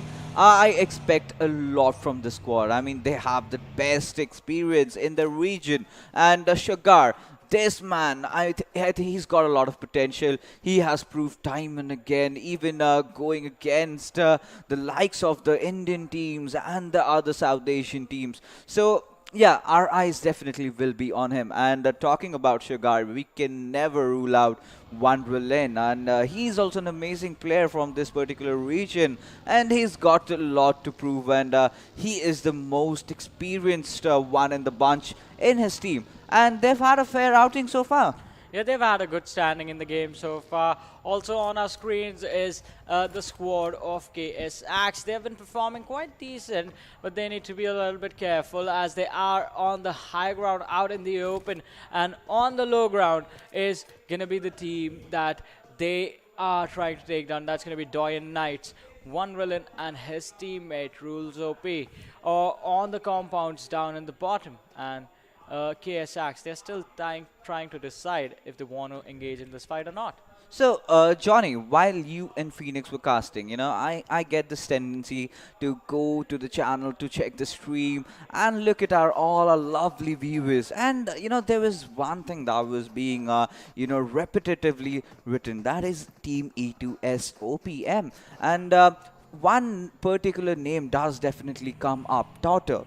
I mean, he is definitely one new player from his region. I believe that is Maldives, and he's got a lot to prove. A lot of fans are watching from home, and we have seen some stellar performance, some stellar moments where they had, one grenade going in, taking down 3 players. So that is he is definitely one of the players that we have to watch out for. Yeah, he is a player we're going to have to look out for, and we're going to see if he performs to the level as well. But this is the player whose name Blah, blah, blah. I find the best. I'm going to read out his full name every time he comes on, ladies and gentlemen. It's blah, blah, blah from Team Salty Squad. Sexy P is the name for me, man. I don't know. I kind of relate to him some way, But anyways, getting back to the match, we can see God's Reborn, Windy God X, Gentleman, Fly 69 entry. I mean, these guys for sure know how to, put up a name. But Windy God, this time, gods are angry, and he's already taken down one member from Team Salty, that is Sada. But entry, he has taken a lot of damage for himself as well. But gentlemen, he has the SKS with an 8-time scope. Now this is going to be a devastating combo. Having a DMR as strong as the SKS and having the 8 times along with it. Imagine if he gets a stock and a comp. I believe he can wreak havoc in the deserts of Miramar. Yeah, could have wreaked havoc on Salty Squad right now, but Sada, he's going to be able to get a revive. And now, God's Reborn, they can suffer some retaliation from this team of Salty Squad, who has the higher advantage. Both the teams, they have enough cover. But all right, DoyenKnightSs in some trouble as Sexy Pig is going to be spotted out by Steelix and his Mini 14. He goes behind. Did he hide behind the smoke? Because he just vanished over there, and I think he just ran away. The Which circle. is a good thing, yeah. I mean, wait. If you talk about the circle, Johnny, yeah, we are looking at crater fields. Yes. So we have seen this particular kind of circle during while we were casting off World League, and RRQ was the team that got the chicken dinner. All they had to do was take the highest vantage point and just be there. They separated all their 4 players to different directions and did what they did best, that is grenade and kill. So, do you think the similar strategy, if implemented by any team playing in the South Asian region, can it work out? But we see some vehicular manslaughter coming in as AJ takes down Steelix over here and will instantly, okay, he came with a buggy, but he ended taking a pickup truck instead. Yeah. A vehicle swap is what he wanted. Free kill is what he got as well. And Steelix was actually trying to chase down the player from DoyenKnightSs. He was trying to pick off Sexy Pig and went in for the chase, and that's how he got picked up. But even they need to be careful, the squad of KS Axe, because they are really close, as you can see on the minimap, to ES2 OPM. And here comes the first airdrop with the MK14 and the 4X in it, along with the level 3 kit. That is a good loadout.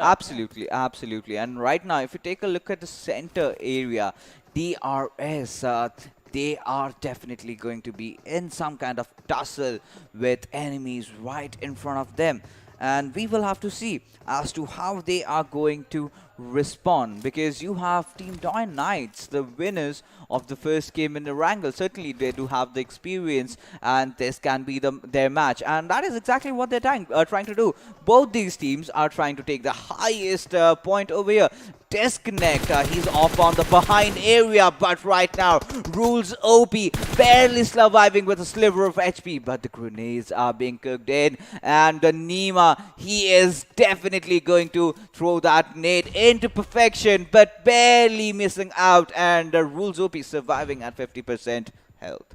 Yeah, that was a high octane play coming in from Nima, just going for the shots on Rules OP, dropping down really low. Sexy Pig has been dropped down as well. But now the teammates of DRS Gaming, they're going to step in as well. DY DoyenKnightSs, they can be in some trouble. Disconnect is step. He's left behind on the back lines. Unless he has a DMR or a really good bolt action, he cannot help out his teammates on this fight, especially the angle of approach. It's not going to help him out as well. It's going to be up to Nima and his teammate as they try to pick off these 3 players right in front of them. The players have healed up. DoyenKnightSs back on 100% HPs on all 3 players. Nima is still trying to find a way to take down one of them, but this fight has also come to a standstill unless one of them has a lot of grenades. Certainly, and right now we will have to see if Kyolzin does manage to spot down players over there.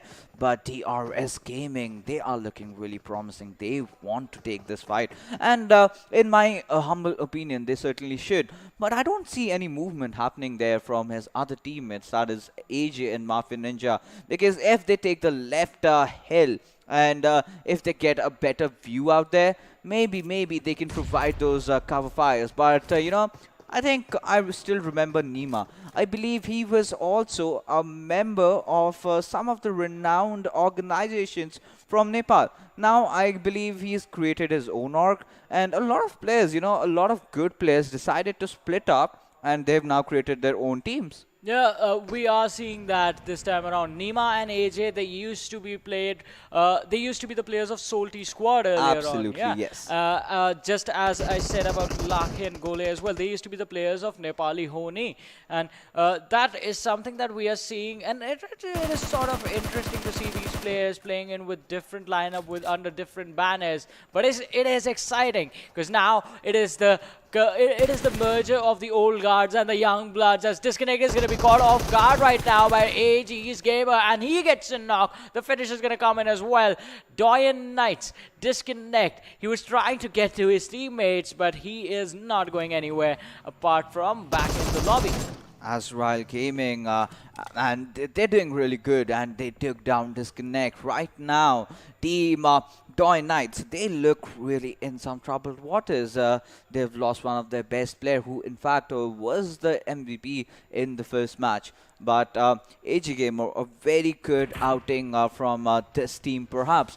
But right now, this is the team we have been, seeing the chat being very, very proud about. That's the support that you need to give to your team. And I believe we've got people watching in from Nepal, we've got people watching from Bangladesh, and I do not see a lot of, their country or their team's OP in the chat. So can we show some love to all these teams, because they've worked a lot to be where they are right now. Yeah, and a lot of people tuning in from Sri Lanka and Maldives as well, as their teams try to represent their nation. But this time, in this match, we're going to have to see which team is going to get the chicken. And as the circle makes the shift towards the western side of Creative Feeds, and it is going to head towards El Pozo NRZ. Mini YT, he has spotted out the players, but is waiting for some extra information and is waiting for his teammates as well as the players from DRS right in front of him.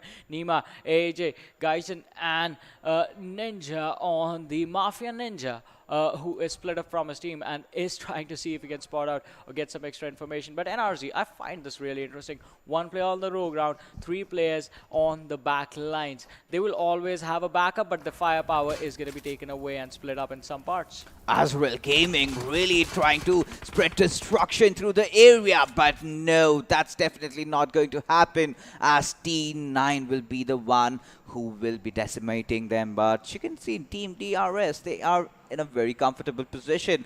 But Hunter, I see on the other side of the map, getting himself in a sub-action over there. But GR Entry takes down members of Angry Spring, and Chenille is in some trouble. Heaven Whitey really having the high ground for himself, playing through the edges, has spotted down the players of Team Soulz of Bangladesh, and we will be seeing in some moments as to what is going to happen. But right now, Gole, he has to deal with a push coming in there from Team number 12, that is GR, and there you go, he gets eliminated. And God's REBORN, they are definitely looking very promising in this particular game. Yeah, they are looking pretty deadly, as they have 4 kills confirmed, 50% of which are on Entry alone, leading the charge with 2 kills for his team. But on the other side, Abrupt Slayers, they are going to be in trouble, as one of the players is going to be taken down. And as we're talking about it, AzraelGaming being taken out early on is going to put the team in disadvantage.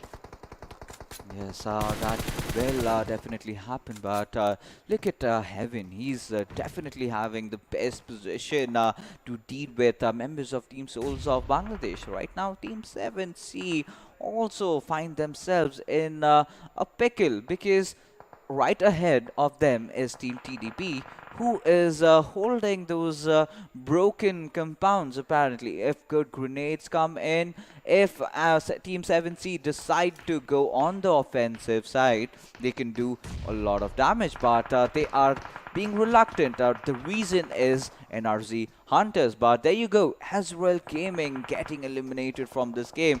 Team 7C, they have survived so far with just that 1 kill, but we still have to acknowledge the fact that 14 teams are yet alive. But Mini YT, as you can see in front of your screen, is spraying down bullets on towards the members of Soulz of Bangladesh. Yeah, but the player just barely getting out of the render distance is going to keep him alive. Mini Whitey, he is trying his level best to secure this high ground and keep it secured for his team, but they can get in trouble. On the other side, God's REBORN Entry is going to be taken down. TDP Shakar coming into action again, takes down Hungry Box from the squad of 7Cs. Mini Whitey, he's still trying to spot out that one isolated player from Soulz of BD. Reaper has been spotted out instead. I mean, he did see the earlier players, but he wanted to take out the back lines first. But now, 7Cs, Hungry Box, he needs a revive, and he needs it right now. Otherwise, they are going to get sandwiched between the players of NRZ and TDP.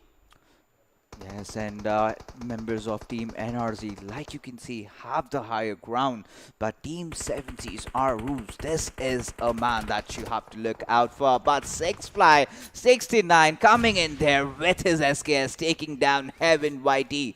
But there you go, Reaper dealing a lot of damage with his grenade and has got a grenade kill for himself. But 7Cs, they are all pinned down to one side, and Arus being the one on the flank angle. It's a 3-1 split. Can Team NRZ capitalize on the situation? Can they take a few knocks? We will have to see. But Z-Sense, like you can see, they have taken a lot of damage right now. He has to heal himself up, but this is the... Oh, he's out of first aids. Yeah, he is out of first aids, and he is going to have to find some from his teammates. But God's Reborn, they are going to put TDP in a lot of trouble. As we see 6'9" take down Shagar. And gentlemen, from the other side is just trying to keep the back lines covered, and is going to try and keep the back lines clear as well. That is a really, really good strat. Keep one guy to clear out the back so that no third parties happen, and then focus on the fight up ahead. But Salty Squad is going to step into the action, and Z is going to take down Marshall from Thunder Yetis, and they lose another player. Another knock coming in from the side of Thunder Yetis is just going to reduce their numbers further and further. Yes, that they will. And if you take a look at the circle, it's just gone south of Crater Fields, and Salty Squad in the middle, in the epicenter of all the action that's happening. But right now, we can see God's Reborn trying to go in for a push. But there you go. Entry taking down Nova X will finish him off. But here we have NRZ Hunters. Mini YT does want to make a push at the members of the RZGaming. But right now, 7Cs find themselves in a bit of pickle, as Arus is definitely is the last man surviving for him. AJ is going in for the revive right in front of the enemy. The grenade comes in, but will the revive be successful? 2 grenades have been lobbed inside the room, and boy, oh boy, does he have nerves of steel. He has gone in for the rest and successfully revived his teammate. And Mini YT going in for that adrenaline shot, and Team NRZ somehow in the smokes gets knocked down, and this is looking really troublesome for them. Yeah, it is a troublesome situation, but moving on in the future, they are going to have to be careful, and they're going to have to try and survive. But Sadhu from the squad of NRZ is going to be taken down as they get charged upon. Soulz of BD, they are stuck out in the open. Sadhu did try and fight a good fight for his team, but TDP was just too much for him to handle this time. Venom on the high ground. This is, as we were saying, the fight to be the king of the hills, and right now 2 teams on the southern edge, that is Team Venom and Soulz of BD, are trying to fight this one out. Right in the center is where Salty Squad is holding out. They can have this game in the bag already if they are trying to if they just somehow manage to come out on the fights. TDP, just a few players remaining, trying to fight the players of DRS as they try and run away. Lazy is gonna be hiding inside the dip. He can be spotted out in a matter of seconds. Nima takes down another one along with the help of his teammate AJ, but they lose one of their own out in the open. The smoke is there to provide some cover, but the AJ is gonna come in and put a lot of pressure on the lads. Galzin has been revived, and he has to get inside the circle, but Lazy, I believe, is still alive, and like a snake, you know, those vipers that we see in the deserts, and he is waiting for the right opportunity to strike. But you can see the members of Salty Squad still having the blessings of the circle, but will have to encounter a lot of teams coming in from behind. But there you go, Shivo taking down members of Soulz of Bangladesh, but Dante, he is on domination. 3 kills already. Windy God X taking down Kratox, and Sexy Pig taking down Gentleman in the process. Well, a lot of fights are emerging in every single area that we can imagine. Mafia Ninja, he has thrown a couple of grenades right now. He has to heal himself up. Shivo taking down Hassan, and oh boy, he is just that one player holding down one angle, and he is absolutely not letting Team Soulz of Bangladesh enter inside the circle. Yeah, he's just keeping them cornered. A 1v1 situation against Reaper, and the only thing protecting him is gonna be a slight nick in the mountain. Reaper still using the edge to close in, and the rocks are keeping these 2 players separated apart, but Reaper is gonna fall down, and now Venom actually manages to get away. Certainly, and Shivo with that amazing hold that we got to witness from his side. And Nima, he is really holding his angles right.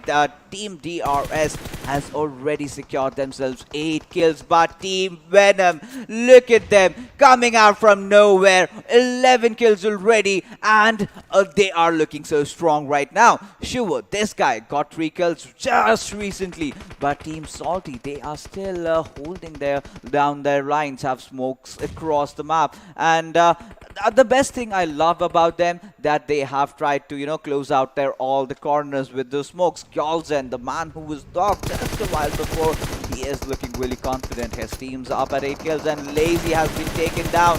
And I believe with that, Team TDP gets eliminated from the game.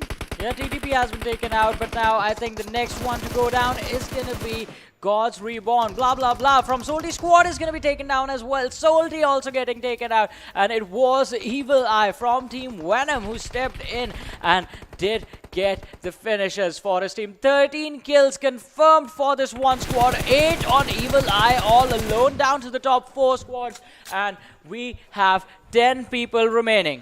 And DoyenKnight, they are in a bit of pickle right now. Rules has been taken down, and Sexy Pig does throw that grenade in. Will he be able to revive one villain as the push comes in? But right now, Thunder Yeti has been eliminated. But we will have to see team number 7, that is DoyenKnightS. They are going on an engagement with Team Venom, who have positioned themselves so well. They did take down the members of Team Salty Squad. But you can see just on the sidelines, there is still another squad remaining. I believe that is Team DRS. Yeah, DRS, and they can actually put them in some sort of a trouble, but I think DoyenKnightS is the team that is going to be in the most pressurable situation right now outside the circle, and will have to figure out a way to come in. But DRS from the backlines, AJ is going to try and find an opening for his team along with the rest of the mates right behind him, and it is going to be a troublesome situation. But DoyenKnightS doing the work for them, as one villain is going to get a knock and is going to be traded out instantly by Evil Eye. Windy God X, somehow he still managed to survive, but from the other side, DRS steps to do the action, getting the knocks. But was that DoyenKnightS players being finished one after the other? There's 2 lads left surviving, and it is Rules OP and Sexy Pig against the players of Team Venom right in front of them. AJ charging in the face of Windy God X. Is he going to be able to spot him out? Has the buggy right in front of him, and in the right nick of time decides to fall back. Well, he could have engaged, but right now he is right out in the open. Sexy Pig spotting him down, taking a lot of bullets onto his hip. But Team Venom doing wonders in this particular game with 14 kills. But there goes that grenade coming in from Rules OP, taking one of their members down. But will that be it? Because one of their teammates has been traded off. He has to go in for the revive, but Rules knows that there is no time remaining. He has to make sure that he gets into the circle. I believe it does not have any smoke, but Team Venom deploying all the smokes, reviving the teammate. This is absolutely interesting circle for all these 4 teams surviving, each one having an average of 2 players. But there you go, DRS Gaming dishing out all the damage from behind, but Wendigo gets taken down. But with that, Rules OP does prone in, takes one member from Team Venom, but will he be able to get that chicken dinner? And no is gonna be the answer. Yeah, that is the answer indeed. But Venom, they get charged upon as AJ and his teammate, they come in. And this is going to be a 1 versus 2 situation with a blind spray inside the smoke, with the chicken dinner going towards the side of DRS Gaming in this map of Miramar. Absolutely. I mean, they just capitalized on the situation. They waited for the right opportunistic moment, and while Team DoyenKnightS and Venom were engaging amongst each other, they were the ones to have the bread. And with that, got themselves the chicken dinner. But we cannot rule out how amazing Team Venom played. Almost, I guess, 14 or 15 kills. Yeah, it was an incredible performance coming in from those lads. And it is those kill points that are going to be really crucial to them when we move on and see how the standings look like. And especially Evil Eye from Who's Team the Venom. MVP? Who do you think? I definitely think it is going to be Evil Eye. Yes, certainly he can be. He can be. And Evil Eye, if I'm not wrong, was playing an INES, right? Yeah, earlier he was during the last split. That is in fact correct. This time in this game, though, he had 8 kills the last time we saw them, and that was before the fight before the fight with DoyenKnightSs even happened. And after that, we're gonna have to see how many kills did he accumulate for himself in the total by the time the game ended. Yeah, certainly. And the new formula that has come in does not matter if you have more number of kills. Damage comes in. Your survival time is a crucial factor. 0.4%, it has to be multiplied by 0.4, and kills just get a priority of 0.2. So we will have to see as the MVP will be announced for this particular game. But there were a few things that I loved about the circle is that it went to Crater Fields. We have seen a circle like this. But what really changed was that, arc being formed and how Team DRS Gaming was so patient. And they just let DoyenKnightSs and Team Venom engage amongst each other. Damage was done. Damage was taken from both the sides. And they were just like these dogs just waiting on the sidelines. They knew that this is the right chance to go and capitalize. And that's what they did and got the chicken dinner. I mean, King of the Hill battles like we had in this one, they're always pretty interesting to watch, because even if you get the high ground early on, can you actually defend it really well? As we saw from Team Venom, they had an early rotation, but defending it was a whole different question itself, because you are fighting in 2 different directions. One fighter is coming from the downside, the other fighter is coming in from the flank.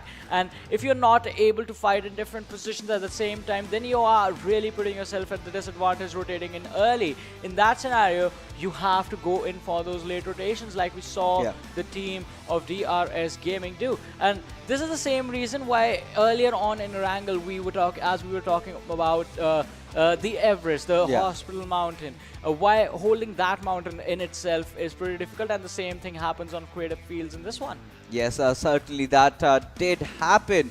But Erangel and Miramar are different stories altogether, because in Erangel you have a few very high vantage points, but the map of Miramar is absolutely filled with that. And you need to realize as to where the zone is going to shift. You have to figure out the highest point and not just have to take it, but also be able to defend it as well. And if you can remember, Team Salty was sitting in the epicenter for quite some long time, but we did see the circle taking a shift, and that's when the trouble began. And they had their players right, but all the players were kind of centered around. They were not spread across, and that is how Team Venom really capitalized on the situation, eliminated them, took that position, had a good lead over there. But that fight with Team DoyenKnightSs, that is what changed things for them. Exactly, that fight actually just cut down the numbers from Team Venom. But as we were talking about and guessing who the MVP is going to be, it's time to actually see and figure out for ourselves. And let's see if I was correct, which I was. Evil Eye is definitely going to be the MVP after 9 kills, 913 damage coming in, 25 minutes and 6 seconds survival time, and distance covered is going to be 8.64 kilometers. Experience certainly being a very, very crucial factor over here, and he knows how to play these circles. He knows how to play these ridges, and that is exactly what they did. They even wiped out Team TDP. They were looking so confident, and 9 kills. Oh my goodness. A lot of teams, I believe, will not be even having a combined kills of 9. This individual player did that. Exactly, a lot of kills. That is one thing that is actually true. A lot of kills don't even combined reach the 9 kill mark, but this individual player has pushed his team and given them an advantage in just one game, and this is definitely going to give them a boost in the overall standings. The team was already doing pretty, I would say, decent, but this game is going to change a lot of things as far as the overall standings are concerned. And DRS Gaming, even they are going to get a climb. But for now, let us also have a look at the top 5 players and see which other 4 players are going to join Evil Eye in this performance standoff. I think there is no second thoughts. We have Galzin, we have Wendy God X. This was one last lonely survivor over there. AJ also coming into the party, but Dante, this guy is also forced to be reckoned with. And we see a lot of Bangladeshi teams stepping up. I really miss those days when Badrev, then we had Capshi. Oh, These are the guys that could 1v4 legit any talk about Indian squads or the other squads in the PL we got to see. I mean, they are some amazing force to be reckoned with, and I really I'm kind of missing them. I want to see them in action. Well, we will get to see them in action in the future, hopefully. But for now, I mean, these teams are also fighting to get there and make a name for themselves and be recognized similarly as we were talking about the other teams. And it is an interesting matchup. The standings are also going to be pretty interesting because now we are going to look at the match standings, the very first things, and see how many points these teams got for themselves from this game. Yes, and DRS Gaming getting the chicken dinner. They do also have 14 kills, and I mean, that is huge. Yeah. Venom Legends also having 14 kills with 28 points, and if you just add up Venom Legends, God's Reborn, and DRS Gaming, that's almost more than half of the lobby. DoyenKnightSs did survive, but they somewhere lack on the kills department. But still, not a shabby finish for themselves as well. They got 13 kills for themselves. And Soulz of Bangladesh, this team is looking really promising. Salty Squad had a kind of a mediocre outing, sitting at 10 points. But Trusty Process, 7C Esports, they really need to step up. Yeah, they need to step up, and they need to step up big at the end of the day. We just have one more match remaining after this one, but moving on to the second half of the standing. Since most of the kills were taken by the top three teams, we do see 5 squads almost just there with no kills to their name. Well, that's Miramar. That's where the experience kicks in. You need to know how to make that approach. And E2SOPM, I mean, well, this is a team that we have had a lot of expectations from, but did not have a good outing in this Miramar. Do you think comeback is real in Vikendi? I mean, the pressure is definitely going to be there, and Vikendi is a map of surprises, so a comeback can happen. Certainly, and it's a map of surprise. Like Johnny said, we are definitely going to look at where the circle is gonna go, because yesterday we had a very tricky circle. We had also a center circle. Yes. So what are your predictions? Once again, I would love to see a circle right on the edge Surprise. of the water. Yeah, towards either Top Romesto or Milnar. Port is also a good location to have because we haven't seen that in a long time. Yeah, as well as hot springs. Yeah. The bottom areas where all the teams have to just come in. This certainly tend to coexist with each other in Vikendi. We've seen a lot of teams, just being the neighbors, and they still do not engage until the 5th circle kicks in. But now we have to take a look at the overall standings as to figure out where these teams stand after so many matches being played. You can see DRS Gaming making themselves apart in the top of the table after having just 3 games played. Yeah, just 3 games, sitting on 59 points right now, but it's going to be really, really difficult to challenge Phantom Esports and Rivals X. They had incredible performances. Other than that, Abrupt Slayer also sitting on the 5th position. DoyenKnightSs climbing into the top 8 along with Salty Squad right behind them. So the old guards did step up finally. Yes, they did, and this is just a start, right? Yeah. We will also get to see Group A going against Group C, Group B going against Group D, so everyone's gonna play each other. But if we take a look at the second quarter, we can see God's Reborn, Soulz of BD. They are also making an entrance alongside Venom Legends after this particular game. Yeah, Venom Legends also having an amazing performance, 33 points in total, sitting on the 13th position. So that these staying in the top 16 is where you want to be at any given time. Being in the top 24, 17 to 24, that's when the pressure starts to build up, especially with matches remaining, because now that means if your matches are left, the teams behind you, if their matches are left, they can potentially climb up. The difference is not that big. Being in the top 8, I think that is a sweet, sweet position to be really at the start of the position, especially where Rivals X is sitting on 90 points. But these two teams, E2, SOPM, they are going to have to make a comeback along with Angry Springs. The point system just tying them up. A lot of teams, in fact, sitting on 18 points, 4 to be precise.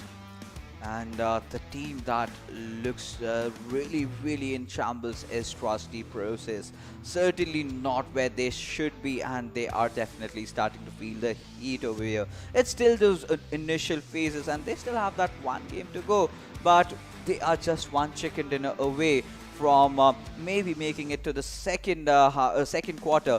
But there are a few teams that I'm really excited about, especially Venom, DRS Gaming. I really want to see if we can see a consecutive back-to-back chicken dinner from the team, which has not yet happened. Well, we just have one more match left, which is going to start after a very short break. So you guys just stay tuned and keep watching. We'll be right back with the last map for the day. That's going to be Vikendi.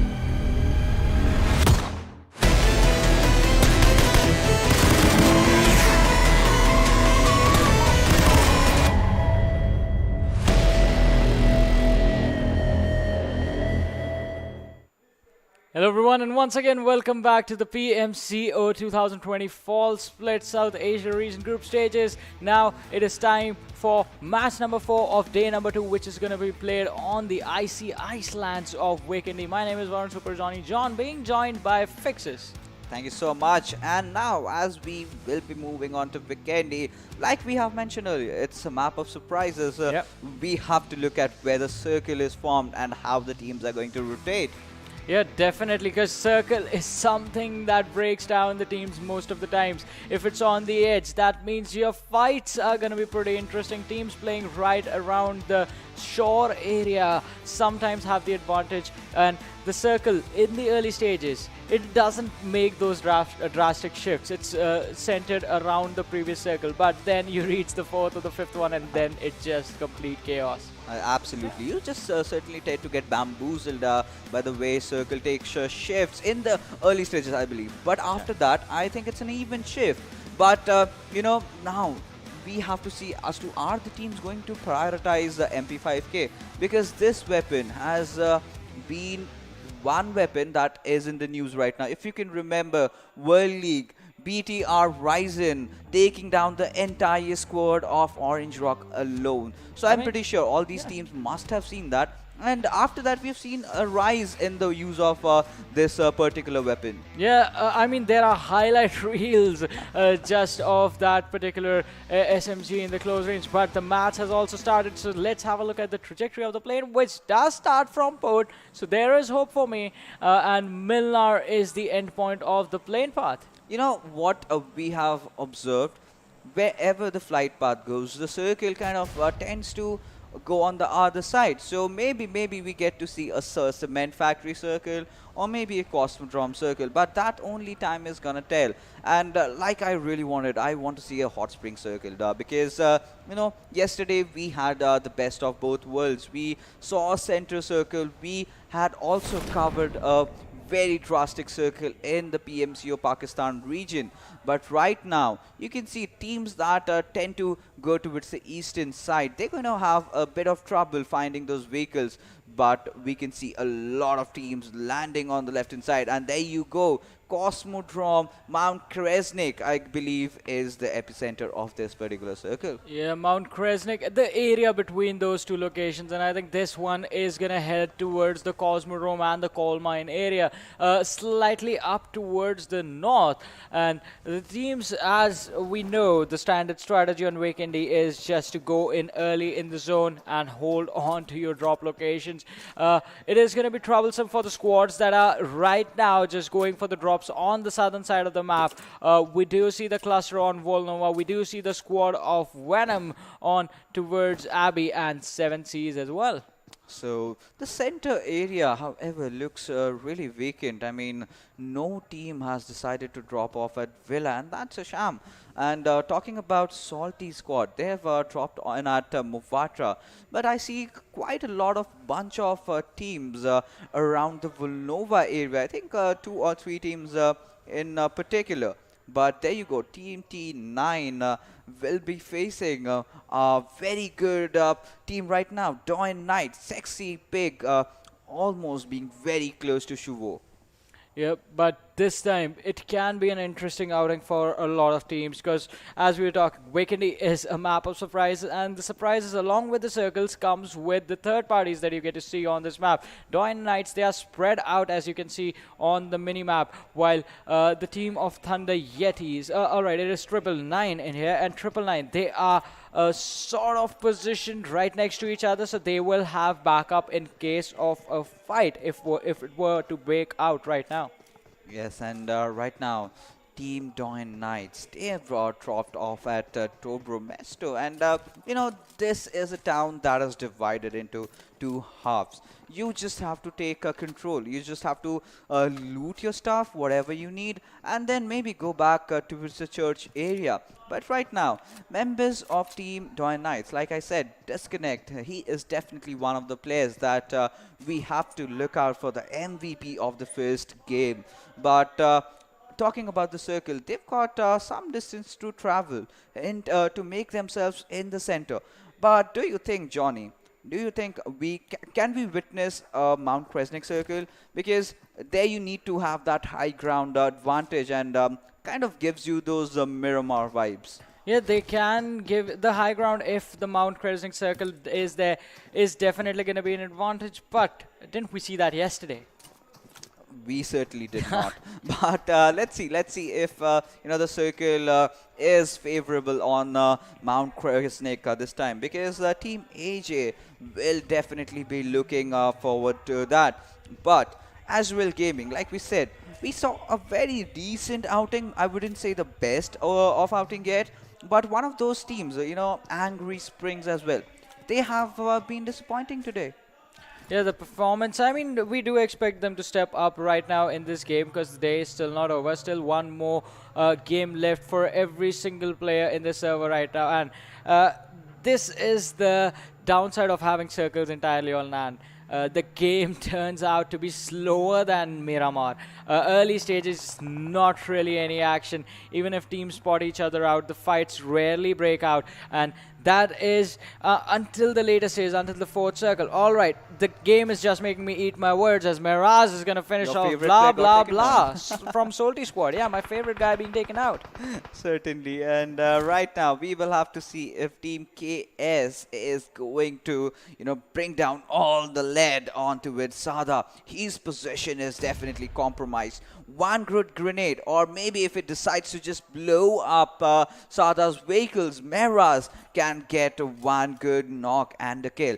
But there you go, the trouble is not over, as Salty are looking to make a comeback. Genzi trying to make a flank angle. We can see Rusin coming in from the top, and this is going to be a disaster for maybe Meras. But right now, as you can see, just drop, deployed the smoke and have retrieved. Yeah, they fell back, and I think that was a good decision. They had already lost one player, but now just managed to survive for the later stages. But Gen Z, he's going to be spotted out, and he's going to be chased on over there, and we have to see how that thing goes out, because now Abrupt Slayer's legend, he did spot out the player, goes in the other direction. His teammates are right behind them, and I think they know. Do they know where Gen Z was?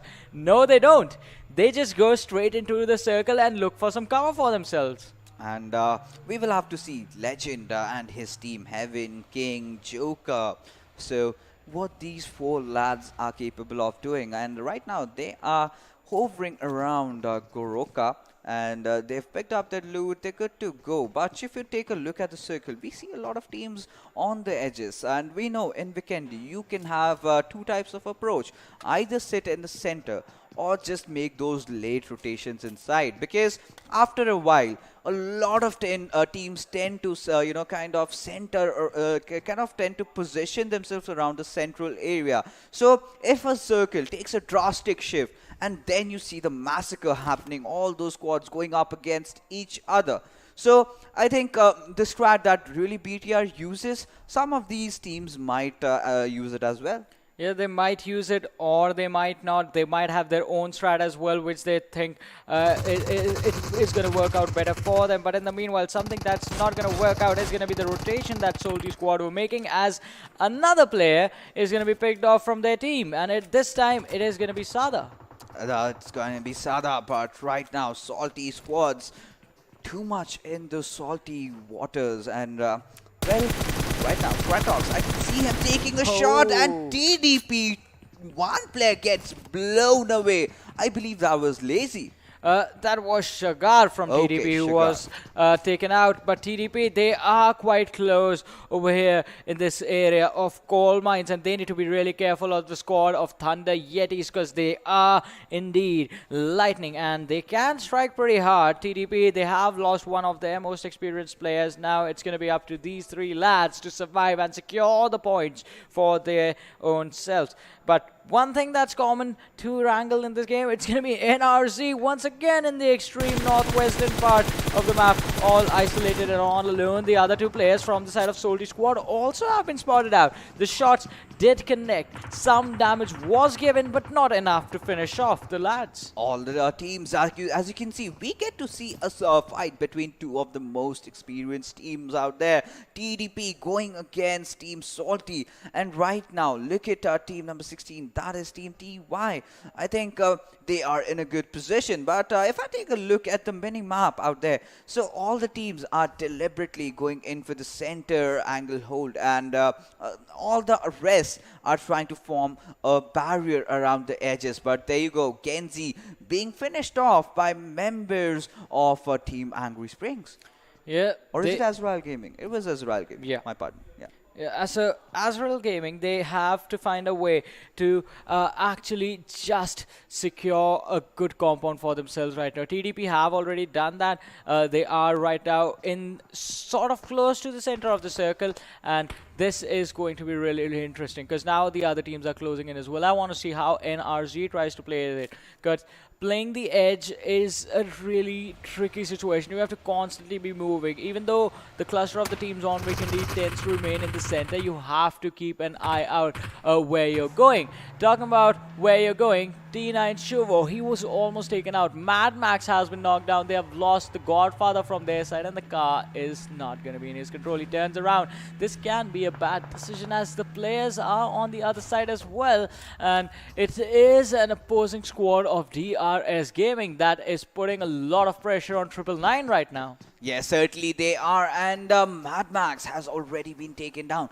GGYT coming in for the res, but will that be enough? As Shubo was trying to provide cover fire, but no, that does not happen. We can see Fixel knocking down GXYT. So the boys from Sri Lanka are finally stepping up, and Daughter, this is a man that everyone has been talking about. Speculations, predictions, everything. Everyone loves this lad, and we will have to see what he has to offer today. Yeah, we're going to have to see what he has to offer, and does he play at his full potential now? Because anything less is going to mean that he is, his team is going to be eliminated, him being the last man surviving for his team. The blue zone is coming in slowly and steadily, as you can see on the mini-map towards the top right-hand side of the screen. And that is going to give us the second circle of the game, and we're going to see where the teams are going to head from here. In the meanwhile, the first airdrop is going to come in with the M249 and the 8X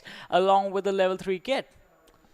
Well, M249, a very, very good weapon in this particular map, and you just have to spray and pray with this weapon.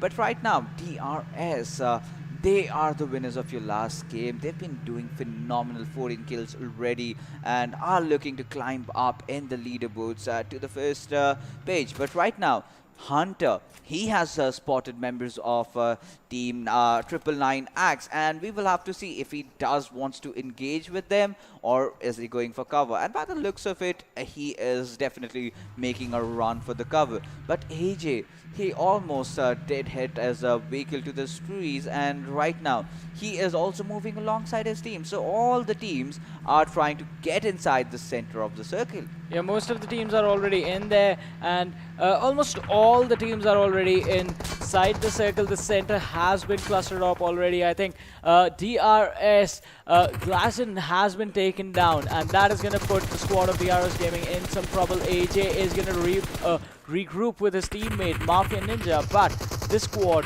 of Gauze Reborn, they have been super aggressive since the start of the day. This time around on Vikendi, they have to slow things down a bit, because as we saw the rotation coming in from DRS Gaming, there are multiple number of squads present all around them, and here comes the missing part from the first airdrop. I mean, if you're talking about the 8X though, because it is the AWM in here along with the extended quick draw mag for the assault rifles and the level 3 kit. So the 8X from the first one along with the M249 and the AWM from this one, and you are just going to destroy everyone in the game.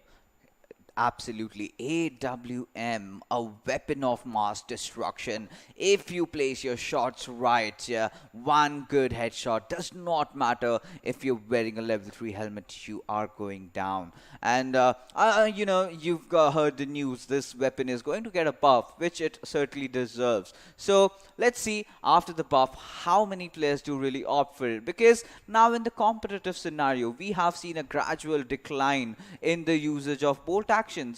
This time around in the World League, a few teams were actually picking it up, but during the competitive matches, where players do not tend to, take those risky steps, because with the bolt action, you need to be very precise. But looking at Team God's Reborn, okay, they had a fair outing in the last game. Vikendi God surviving for the longest time. And they've been decent so far, pretty much. But they have spotted players of Soulz of Bangladesh who apparently are sitting at the center of the circle. Yes, sitting in the center of the circle with a high ground as well.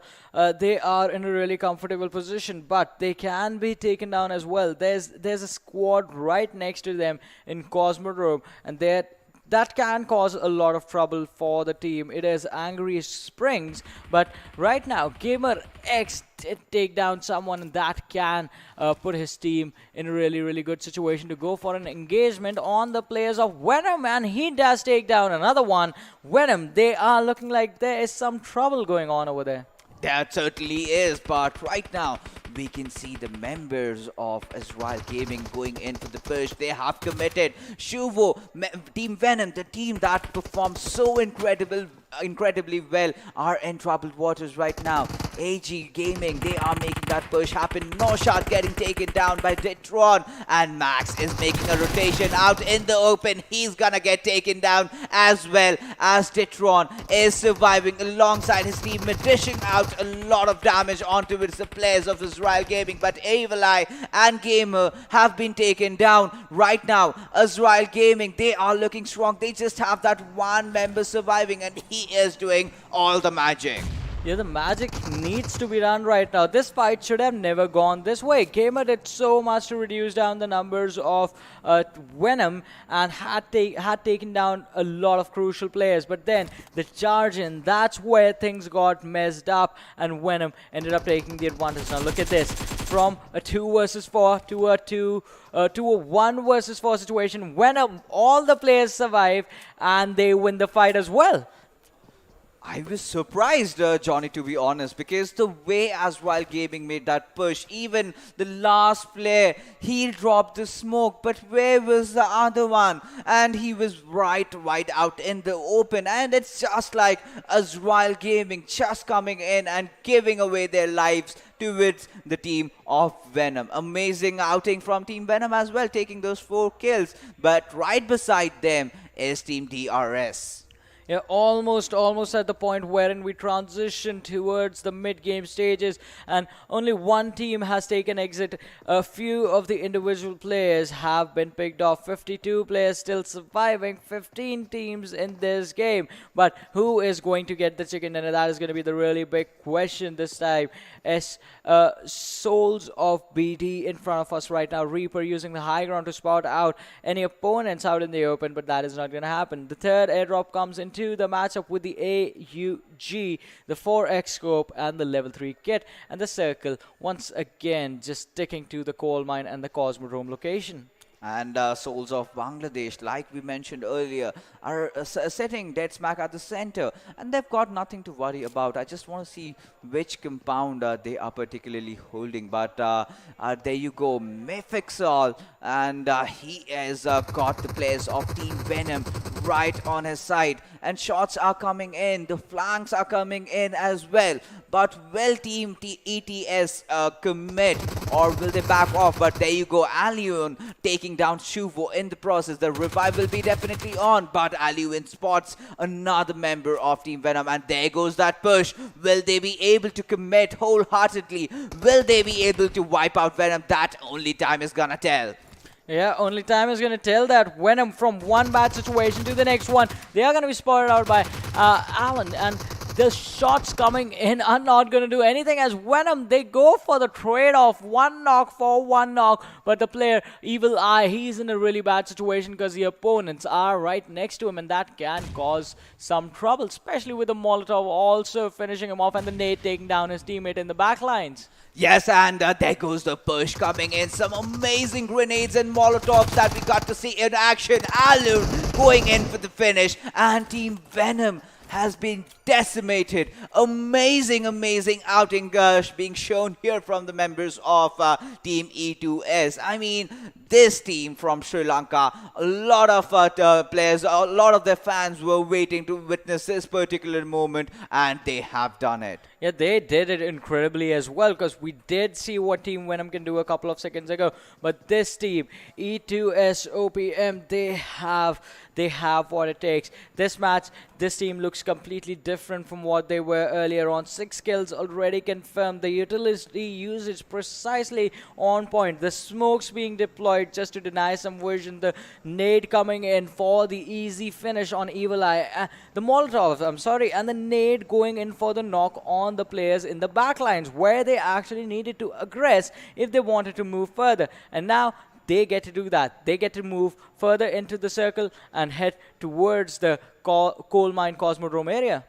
Yes, and right now we can see Miracle on the sidelines taking down Heaven of Team ASL. And right now, NRZ, they are marching down, trying to take the central area. But like we mentioned earlier, we have seen Vikendi having those even shifts. And during the 4th or after this circle, we might see a lateral shift as well. But Marshall taking down Miracle and instantly will want to finish him off. And now Team GR, this is a team, God's Reborn, has been in a lot of limelight lately. But Team AGS, are they going to go in for that revive? Yes, that's a pretty easy one, but you can see 7C members are just beside them. Yes, 7C members, they are also looking to perform or outperform themselves from the previous games. The last one not being that great for them, but this time we do have Thunder Yetis once again back in the action. 4 kills already confirmed. Joker is going to take down one of the players from Thunder Yetis and also goes for the confirm. And Kratos from the rooftop is trying to spot out Legend, who is trying to be the backline for his team. But Joker is the man who needs to be taken down, is the man who needs to be stopped, and he needs to be stopped right now. Yes, certainly that he has to be. And Ruthless, he has healed himself up. You can see King, I think he just took one shot over there, but he is doing fine for right now. But Abrupt Slayers, this is a team that did surprise us in the first game, but since then they've been kind of silent, so I want to see a lot out of this team right now. But Team Thunder Yeti, they are sitting on the rooftop. One of their players is down the line, but you gotta say, this is looking like a stalemate, but they may be just waiting for the circle to kick in, and that's when you know, the other team, that is Abrupt Slayers, are going to make a move inside the circle, and that is when Thunder Yeti will be looking to punish them. Yeah, they can be punished indeed, and Thunder Yetis definitely want to do that. Just one player lost from this team. But on the other side, we do see NRZ stepping into some action. SOB D is also going to lose one player, and it is Dante from Soulz of BD that I think actually went down. A really crucial player who's actually really important in the openings that the teams create. On the other side, Team Thunder Yeti, they lose Marshall, they lose Great Ox as well, as Legend actually managed to connect some really nice shots on him. Yes, and this is the 5th circle that has already kicked in, so Abrupt Slayers need to do something really quick. Ruthless taking down Joker in the process is really low. He's gonna get taken down, and Ruthless, I believe, also will go down with him as Legend marches in just to find out that Thunder Yeti has been eliminated. Yeah, Thunder Yeti is taking an early exit in this game, but all of a sudden, look at this. We're down to 11 teams, 37 players alive, and the circle is heading towards Cosmodrome. It is going to be an intense final fight, and KS Axe, they have somehow found an easy entrance in that compound. Well, the happy team that here is definitely going to be Team 7C. They are kind of, split across the map. But Disconnect taking a dig at Sadhu, knocking him down. But Rushin getting taken down. And with that, Team Salty Squad bites the dust, finishing on the 11th position. Yeah, the 11th position is going to put them in a lot of trouble, but now 7C, they are looking for more kills for themselves, and this G36C can be pretty deadly. The one player they did spot out, the damage wasn't there to come for the knock-up. Players from DoyenKing, they are also being taken down. DoyenKnights, I'm sorry, they are being taken out by the play zone, but now E2SOPM is also going to start losing some of the crucial players as 7C Hungrybox is going to come in and just increase the aggression. Goes on a domination already. 3 kills confirmed for the individual player. Yes, absolutely. And look at them. 7 kills for Team E2S. But right now, DoyenKnightS, they are, they have just lost down on rules, but have not really started going, taking off their kill counter. Maybe in the later stage of the game, which is now they're gonna get some kills. But Hungrybox, this guy has spotted the members from Team E2S, and he is trying to create that pressure to not let them enter inside the circle. But Team 7C, Snipe OP, he's got a Bison this time on him, and Windy God, like you can see, has taken down Hydro as well. And right now, Sons of Bangladesh are looking to be in trouble as Entry gets taken down, and we will just have to see as they're in a lot of trouble. Sick Fly being the last man alive, can he save his squad? Yeah, AGS goal in now on our screens. The fight right now among teams is going to be to enter the compound of Cosmodrome. One Relin is going to try and gatekeep the opponents, but Muffin on the other side is going to make sure that Soulz of BD are not going to survive in this game, as Hassan is going to be the one last player surviving. Dante on the back lines has been knocked down. Muffin, he was trying to gatekeep, but now he has been told to fall back. His team, they were split up. They need to regroup. Disconnect on the other side from DoyenKnightS. It's going to make sure that NRZ is not going to move any further in this game. While the other players, while his other teammates are already rotating in towards the circle. 24 minutes in the match, 8 teams remaining, 21 players alive, and Hungrybox is going to make sure that the numbers keep going down as he gets another one out of the server.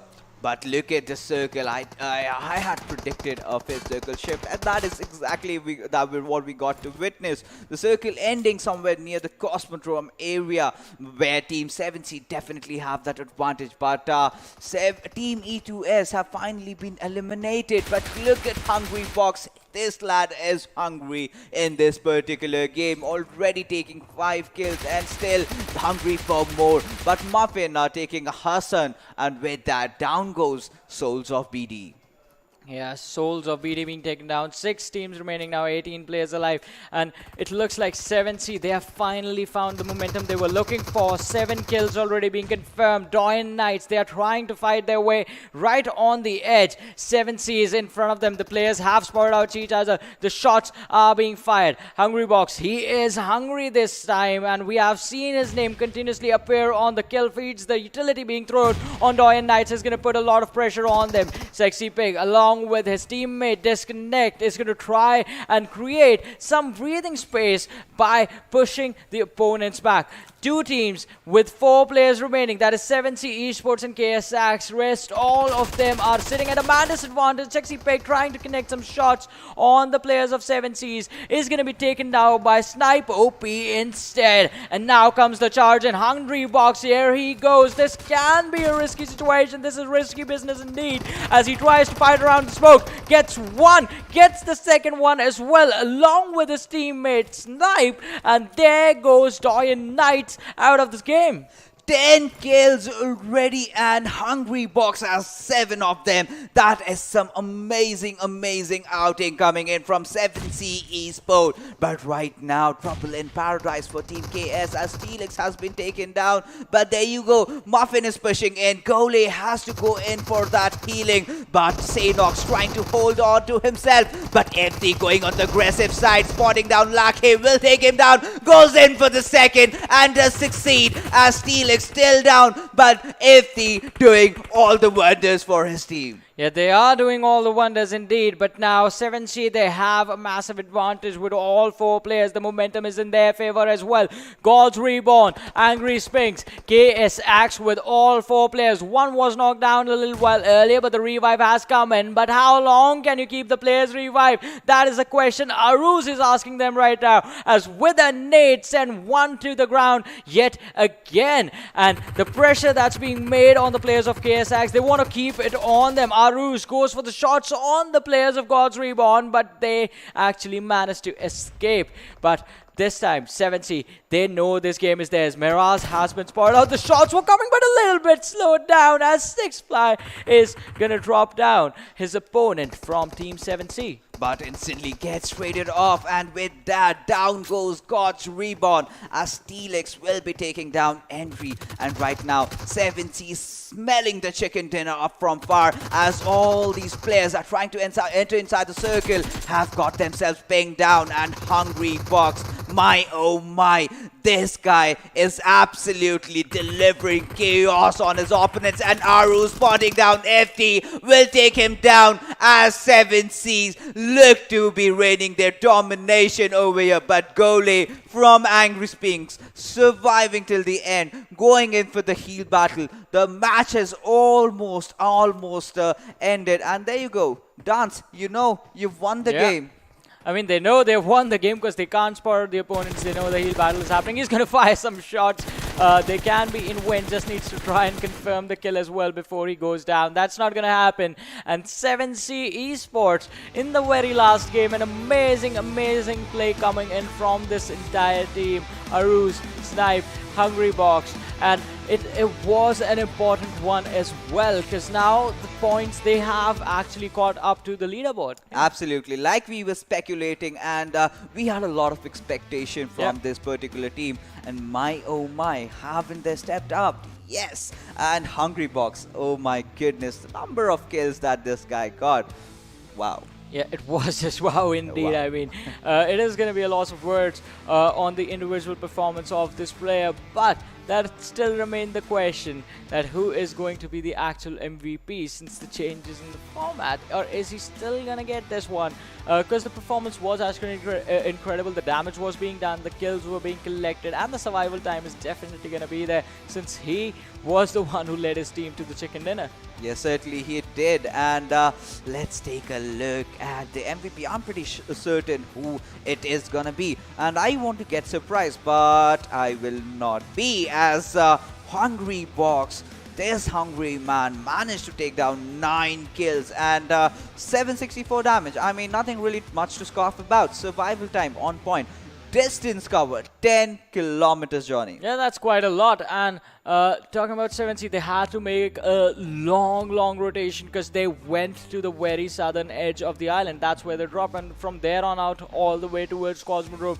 The good thing for them was that they made an early rotation and took control of Cosmodrome quite early on in the game. Did not get into those many late game out open exposed fights that we see teams take on sometimes on Vikendi, and those are the fights that put you in a bad situation. When the match was commencing, you know, during the mid phases, we saw Soulz of BD sitting dead smack at the center. But like we told earlier, like, you know, in the 5th circle, you get to see a lateral shift, maybe to the eastern side, sometimes to the western side, but this time it was a northeastern shift going towards Cosmodrome. And if you remember, after 6th circle, 7Cs was the only team that was in, and it did not let anybody get inside. And it was just the Cosmodrome fights that caused the havoc for everyone else. But along with the MVP for the game, let's also have a look at the top 5 players from this match and see who is going to be joining Hungry Box in this lineup. It's going to be Gole, it's going to be Alun from E2SOPM, it's going to be Snipe OP, the teammate of Hungry Box, and it's going to be Ruthless as well from Thunder Yetis. Yes, certainly. And Gole being the member who came second and took Angry Springs on the second position. That's a good feat. And he knew that he was alone. And that was the only probable thing that came into his mind. I mean, he did not want to give away one kill point because he does know the importance of that. And certainly dying to the circle, second position, a 1v4 situation perhaps. I'm fine by it. And Angry Springs, they were struggling. But right now, I am keen as to look where they stand on the points table. Yeah, exactly. That is what is the most important thing. The points table, the leaderboard is where it's at. Because from there, the 32 teams in the leaderboard, only 24 will move up on towards the semi-finals. And that is really, really crucial. You do not want to start in the bottom because that is going to mean that you start off with a lot of pressure on yourself to climb up. If you're already on the very first day within the top 8 teams, you can mess up an entire day and still stay within the top 24. Well, you can do, and to make sure you do that, you have to gain that early momentum. You have to keep on dominating because this is the time where you can go aggressive. But I think it's time to take a look at the standings and see where the teams stand after in this particular match. So there you go, 7C Esports, 15 kills, chicken dinner, 35 points. Angry Springs getting just those 5 kills, but still managing to get those 14 position points and ending up at 19 points. KS Axe, a rather decent outing from them as well with 14 points. Yeah, and the team on the 4th position as well, E2SOPM. Just 4 placement points, but again coming in with those 7 kill marks, 11 points being confirmed. God REBORN as well, 3 kills, 11 points in total. DRSGaming, just 2 kills coming in, 9 points in total. Here comes Soulz of BD, 5 placement point, 3 kills, 8 in total. Absolutely. And E2SOPM, I mean, that fight was one of the best. The ways they utilized their grenades, their Molotov and everything doing to wipe down Team Venom. But taking a look at the bottom half of the table, we look at the Venom Legends, Thunder, Yeti. Though they had their players in the top 5 players, but you know, they've kind of ended on the bottom half of the table. But if you talk about some disappointing outing, Trusty Process, Salty Squads, I mean, something is wrong. Something happened really wrong with Salty Squad this time around. Salty Squad, I don't know what the calls were, but the players being caught individually off guard during those rotations is what costed them this game. I mean, as soon as you lose one player, as soon as you go from a 4-man squad to a 3-man squad, the immediate response should be to regroup and go full passive mode. You've got to hide your presence inside the entire map. Yeah, and certainly they will have to figure out and work on their mistakes as we are done with the 4 games from today. And when the overall standings come out, I mean, every single team has played a game each. I think 4 games each. My pardon. So 1 day each for every team. So now 4 games have been completed. Now when we get to see the overall standings, I certainly think that something might just happen and some new teams might shape up. Why not just look at them right now? We do have them in front of us where Rivals X still leading the charge, but DRSGaming take the 3rd position, 68 points for them. 7C Esports also in the top 8 on the 4th right now, 55 points. DoyenKnight on the 5th with 50. Abrupt Slayers on the 6th with 50 points as well. God's Reborn on the 7th with 49 points. So a lot of teams from Group C and D actually climbing up pretty high in the leaderboard. Absolutely. 7C Esports, I could see DoyenKnight and a lot of teams like you mentioned. But if you take a look at the second quarter, we can see teams from Angry Springs, Venom Legends, Soulz of BD. They have, you know, I would not say they've had the best of outing, but you know, that was average, and now they are on the 10th position. They made sure that they keep an equal ratio between their placement points and their kill points, and there you go. Yeah, there we have it. This is the top 16 though. We are going to have to look at the next set of 8 teams as well. So this is where the trouble or the pressure actually starts to build up, because this is, let's call it the danger zone level 1 for now. where the teams have a high probability of falling down out of the top 24, especially the teams in the bottom 4. I have to say KS Axe to KS Invincibile. On the other side, ES2 OPM, NAVI, RisingNepal, Wolves Den, they will have the opportunity to climb up once again once they start coming in and playing their matches. But this is the danger zone level 2 where things they have to improve. Trust D Process is 20 points out of the 4 games. T4M Official just 19 points. 1971 Gladiators is 18 points. So a lot of points are going to be colliding over here, and you will have to get at least one chicken dinner to get yourself into a safe spot from here. Yes, certainly they have to, and I think nothing really much to worry about at this point. But yes, the next day that these teams are playing, they will have to step up, because if they do not, then it will be very troublesome, because then you'll just have 4 games remaining and a lot of pressure. I mean, the pressure should start, they should already be feeling the pressure since 1/3 of the matches are already over. And that in itself, it can be a big deal if the difference gets too much. Because right now, if you compare the bottom and the top team, 90 points, 12 points, you're going to have to cover up if you want to showcase your dominance in the group stages, and you want the teams to fear you as they go into the semi-finals. But as we were talking about it, teams still have a lot more matches to go, and a comeback is always possible, especially when you're talking about multiple games being played. We are done for the day. We'll be coming back tomorrow at the same time. See you guys then. My name is Varun Super Johnny John, joined by Fixes. You guys take care and good night.